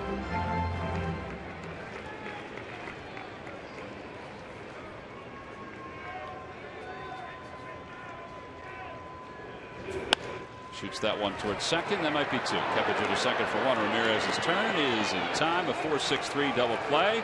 And for the third consecutive game in this series. Where are we going, Wills? We're going to play some extra innings. Extra innings here in Philadelphia.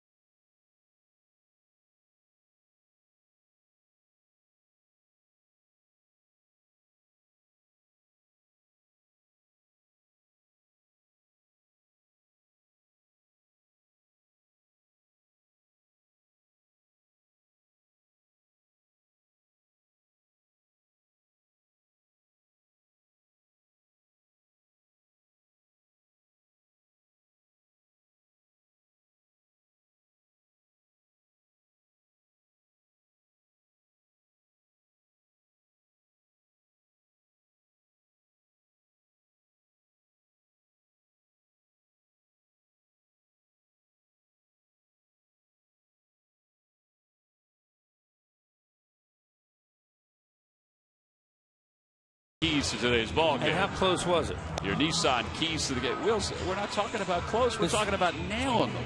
This is not horseshoes, but it was 1 out. What was the count? There was 2 strikes. I don't remember what the count. Well, that's 2 strikes. That's 1 strike. From those keys to the game being etched in stone. We're gonna start holding you accountable for your keys to the game. Well, they'll get a lot less contentious. Or have the potential to be scrutinized. They're going to be less creative. They're going to be like play hard and run the bases, like we used to see. Well, we go to the top of the 10th inning here at Citizens Bank Park, and Antonio Bastardo is going to take over for the Phillies. 2-2, an ERA of 2.70. Bastardo will take over for Jonathan Papelbon. If this stuff weren't so sad, it'd be funny.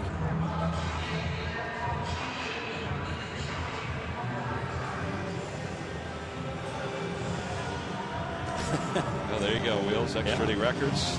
This is the 14th game for the White Sox. I told Mark Parent that you blamed him yesterday for the 2 double headers. He said, well, you can blame me if you want. I said, well, but here's the thing. You had a much more comfortable seat than you did the last time. He goes, yeah, and it wasn't turf. Yeah, and it wasn't turf. Probably just as hot. Mark Parent caught 24 innings in that doubleheader that night in July of what we say was 98, I think. Here's Cole Gillespie will pinch hit. And the first pitch outside and low. It's 1 ball, no strikes.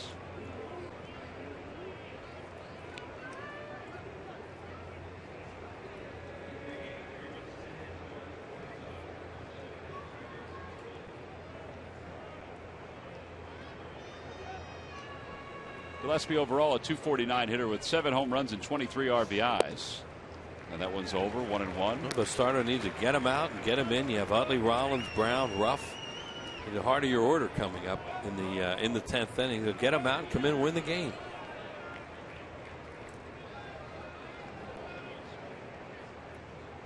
Change the keys to win an extra innings. Out towards center field. It's not deep. Mayberry comes waltzing in, and there is 1 out.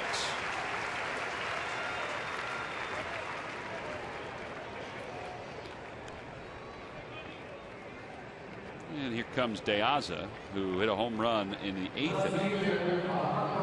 Made it a 3-2 game. Alejandro De Aza.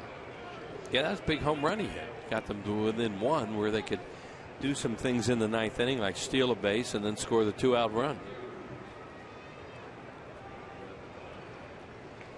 He's got a double and a home run in his last 2 at-bats.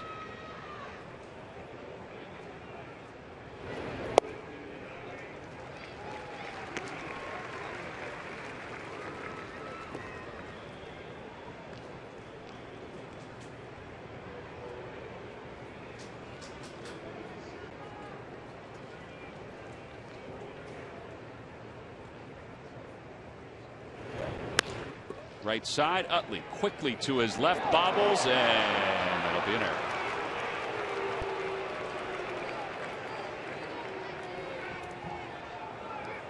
Yeah, that's really a tough error now because you have a potential base stealer on there with a pitcher doesn't hold runners on very well. An easy play, as Tom said, coming to his left. Looked like he was under control, and he just boots it.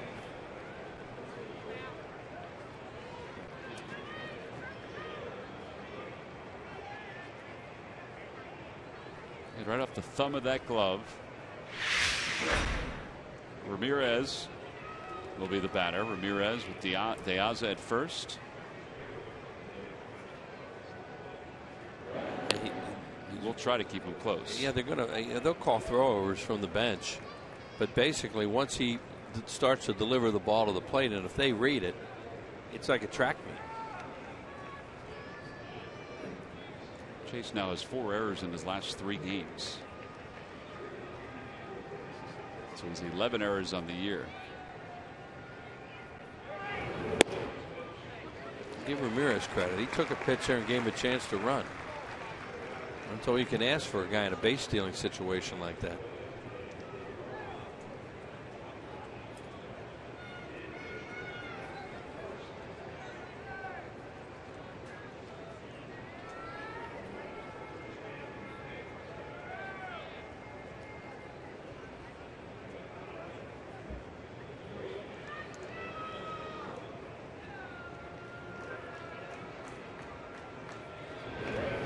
Ground ball toward third. Should be 2. They're going to have to hurry to get Ramirez. They do. Around the horn, a 5-4-3 double play. Side is retired. Good job by Vistaro. Kicks aside that error by Utley, and now the Phils will bat in the bottom of the 10th with an opportunity to win it.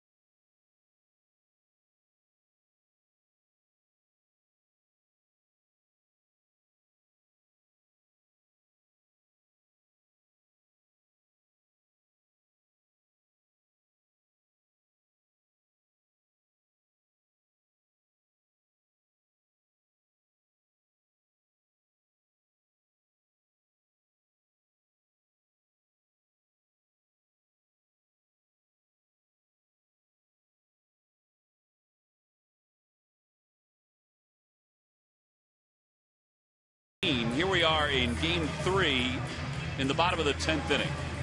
There's nothing written in stone, Wheels, that says that we have to go farther than 13. Correct. We just need to go extra innings. So here we are at the bottom of the 10th. Phillies can win it right here.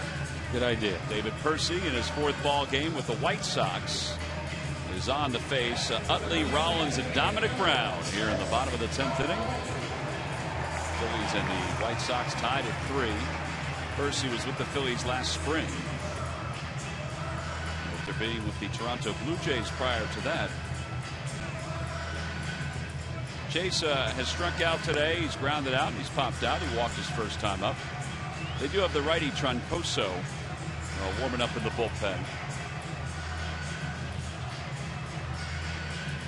But I think they would rather have Rollins bat right-handed than left-handed. Although there was a time where having him bat right-handed was not an advantage. He hasn't had a whole lot of at-bats right-handed compared to left-handed. Phillies trying to get to the 500 mark. We've said that over and over again over the last couple of weeks. Trying to do it for the first time since June 7th. Nationals have won today. They won in extra innings. From a standing standpoint, the Braves trail the Reds in the 9th. So here in the 10th, the Phillies and the White Sox tied at 3. Utley showed bunt, takes a strike, 0-1.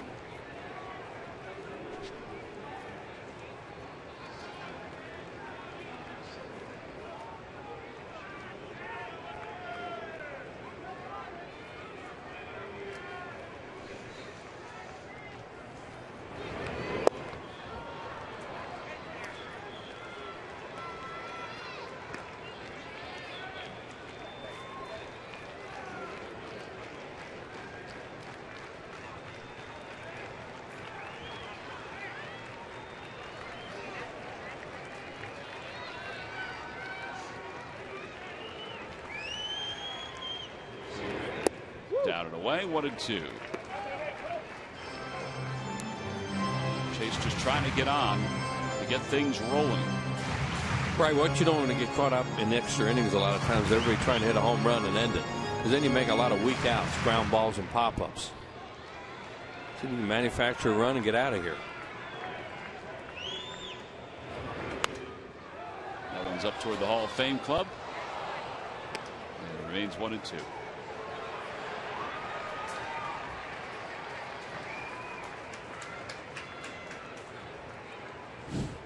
Lady's excited because she got to it before the other person did. She scrambled after that very well. Watch that live down below us.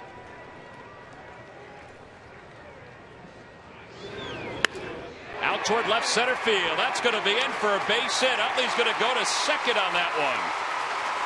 Well, he does hustle. He hasn't had a great day against left-handers, but that ball was drilled toward the alley, and he's thinking 3. Yeah, he's on his way just in case there's just a little bit of a bottle. Right. Something goes wrong out there. He's going to be at third base. He knows he has a double, and now they got to get him over and get him in. Does a nice job on a fastball here, it looked like, and drills it, as Tom said, the left center field. Everything went fine for the White Sox, so it comes right off the wall. But look how hard he goes into second, just in case something happens. Takes a nice turn, keeps in motion if it were to get away from one of the infielders. All right, now they're going over the signs. If Rollins decides to bunt, I thought there was a chance they would walk him the way they were looking, but they were just going over the sign. Now they're going to walk him. I thought that's what they were going to do, but then they decided to go through the signs, and instead of 4 fingers, Flowers rolled 5 fingers. Well, they're thinking there was Rollins has a heck of a chance to get him over to third by bunting. So they're going to go with the idea here that they'll go first and second, and that Phillies will not bunt with a guy like Dominic Brown. And then they have a force out or a double play potential. But in their minds, Rollins is going to get Utley to third with less than 2 outs. So they're not going to let that happen.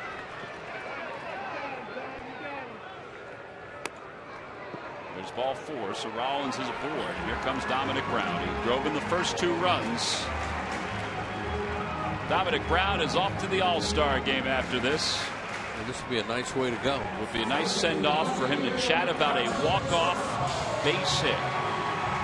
Right, and you can go 1 base at a time right now, too. There's nobody out, so it's not like if a ball's hit hard at an outfielder, you have to score Chase Utley. They do have Ruff on deck. They do have a right-hander up the bullpen. Is that Castro? Troncoso. Oh, it's Troncoso. Okay. At least that's who it was. Pitched very well here yesterday. So Castro was also in the game. Second game. Yeah, that's Troncoso. The pitch to Brown. Swing and a miss. 0-1. Talking about keeping his shoulder in early in that first at bat. Since the first at bat, he's been flying open a lot again.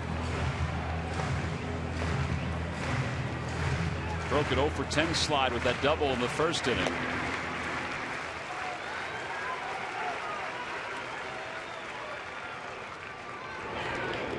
Ball gets away for a moment. Good play by Flowers. What a great play that was.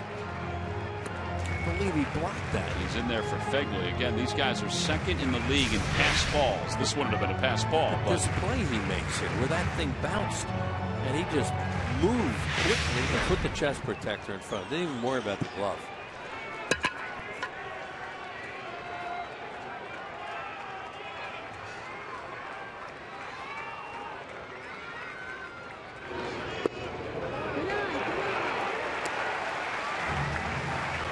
Had a hanging slider that time, but he stayed off and it turned out to be a ball.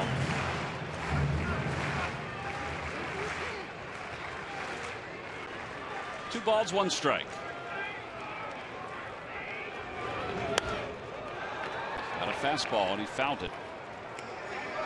Toyota Major League Scoreboard. We mentioned the Nationals defeated the Marlins in extra innings. There are the particulars. Washington really needed a win there after losing the first two in that series and 3 out of 4 here.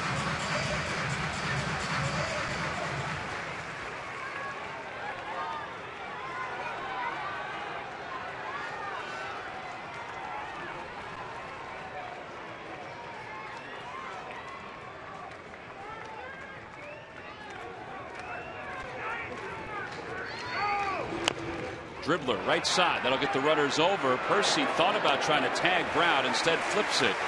Second and third. One out. And Darren Ruff is coming up. Yeah, and you think well, we'll see what they do. Who they want to face here. Delman Young's on deck. Troncoso blew him away yesterday in a spot like this.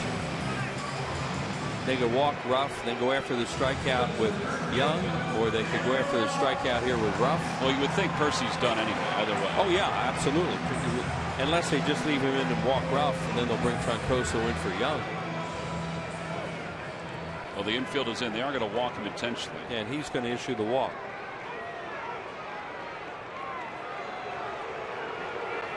Some of his throws were a little wild last time they intentionally walked Rollins.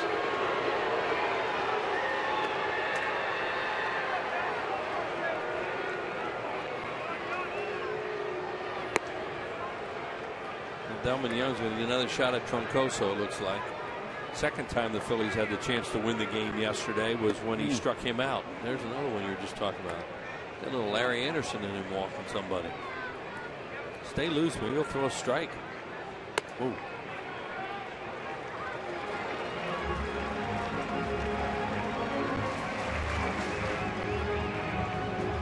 So here comes Robin Ventura.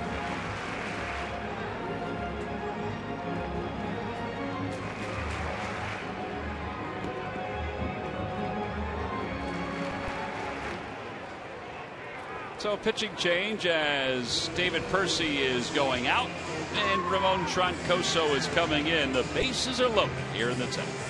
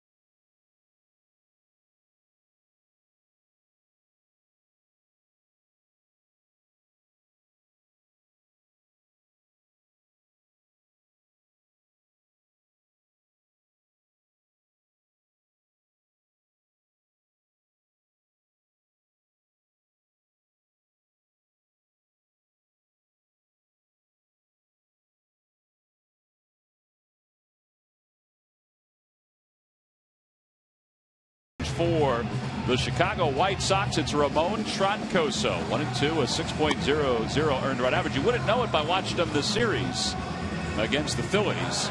He'll come on to face Delman Young. All 3 games of this series have gone extra innings. 13, or I should say, let me give it to you in order. 11, 13, and here we are at the bottom of the 10th.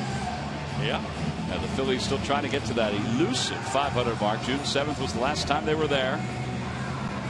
Ramon Troncoso, 89-93, sink, fastball, curveball, slider. And he did the job yesterday. Today, hopefully not. They'll have to bring everybody in now, of course. Well, Delman Young needs a fly ball to get home Chase Utley from third. Robin Ventura, his first year, or excuse me, second year as the manager. Charlie Manuel trying to inch closer to 1,000 wins. 1,000 wins. He's 6 wins shy of 1,000 for his career. There's Utley. There's Rollins. He doesn't matter. There's Ruff. He doesn't matter. They just got to get to whatever bag they're going to and get there quickly. The infield is in.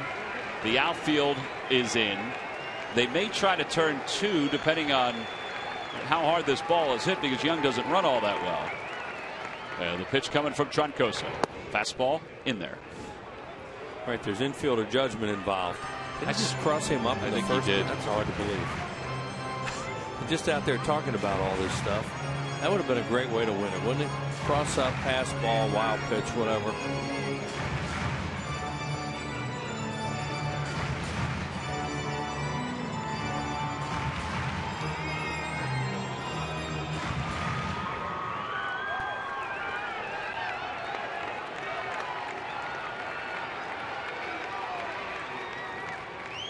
There's the 0-1 pitch coming to Delman.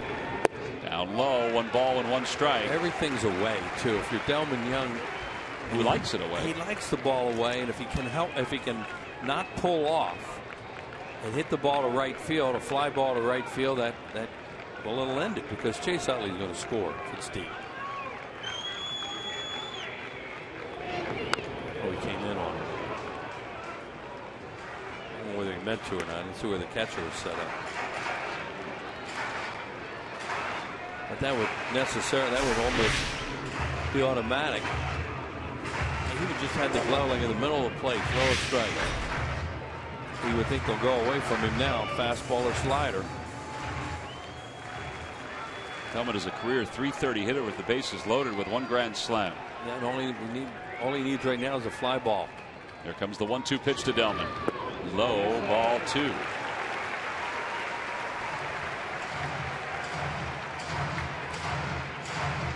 See that Troncoso a lot when he was with the Dodgers.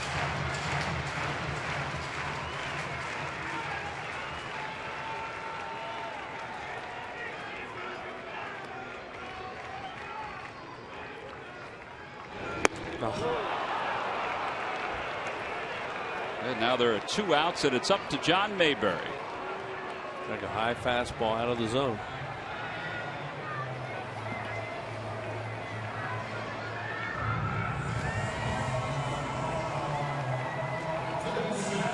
Well, now it's going to take a base hit, or an error, or a wild pitch, or a pass ball. Mayberry's not had a particularly good day. He's 0 for 4. A couple strikeouts. He's flied out. He's also grounded out to third. A chance to be a hero off a bad day. Game of redemption, as I've heard you say. Yep. Utley will be on his toes over at third. Now the first pitch coming. Back toward the middle, a base hit into center field. John Mayberry is the hero. Chase Utley crosses the plate, and the Phillies have won it in the bottom of the 10th inning by a final of 4-3. Hug him, pat him on the back, send him off to the All-Star break, because the Phillies have reached the 500 mark for the first time since June 7th. The 3rd game of the series that has got extra innings, and the Phillies win it here in the bottom of the 10th. John Mayberry, an RBI single, scored Chase Utley, and he is our Chevrolet player of the game. What a big hit by John Mayberry. Just talk about a game of redemption. Tom's used that expression before. You hear it in baseball all the time. Tough day for John Mayberry Jr. Got a first ball, looked like fastball. Let's see. Right back through the middle. No chance for Troncoso to get to it because it was hit really hard. Chase Utley will trot home. And the Phillies pull this baby out in the bottom of the 10th. 3 straight extra inning games, and 2 of them have a happy ending. John Mayberry, the hero of the ball game, and he's down there with Murph. Murph, take it away. All right, thank you very much, Wills. Well, nothing seems to be easy, but you end up winning the game with the base hit. I just asked you, first ball, fastball. That's what you're looking for at that point, I guess? Yeah, I'm just looking for something out over the plate, not trying to do too much with it. It's been 3 really tough-fought games, and to be able to come away with 2 wins is big for us. When you look at the big picture, 7-3 on this homestand, this team really does seem to be playing better baseball at this point. You get back to that 500 mark. As you head into the All-Star break, just put that kind of stuff in perspective. Well, it's a nice landmark to reach that. It gives us momentum going into the second half of the season, and we just look forward to coming out here and playing our best. You're going to obviously have a lot of opportunities going forth in the second half of the season. I'm sorry about that. Oh, Jesus. What are you sorry about, Murph? It's Franzen that should be sorry. I was going to warn him, but we can't seem to escape this. As you look ahead to that second half of the season, just how excited are you to get the opportunity to show what you can do? Oh, I'm excited. I'm excited each and every day that I come to the yard, and I'm ready to play every day. All right, John, congratulations. Go get cleaned up. Enjoy this win with your teammates, guys. All right, John, thank you. All right, Murph, thank you very much. John Mayberry right back through the middle. A base hit that scores Chase Utley.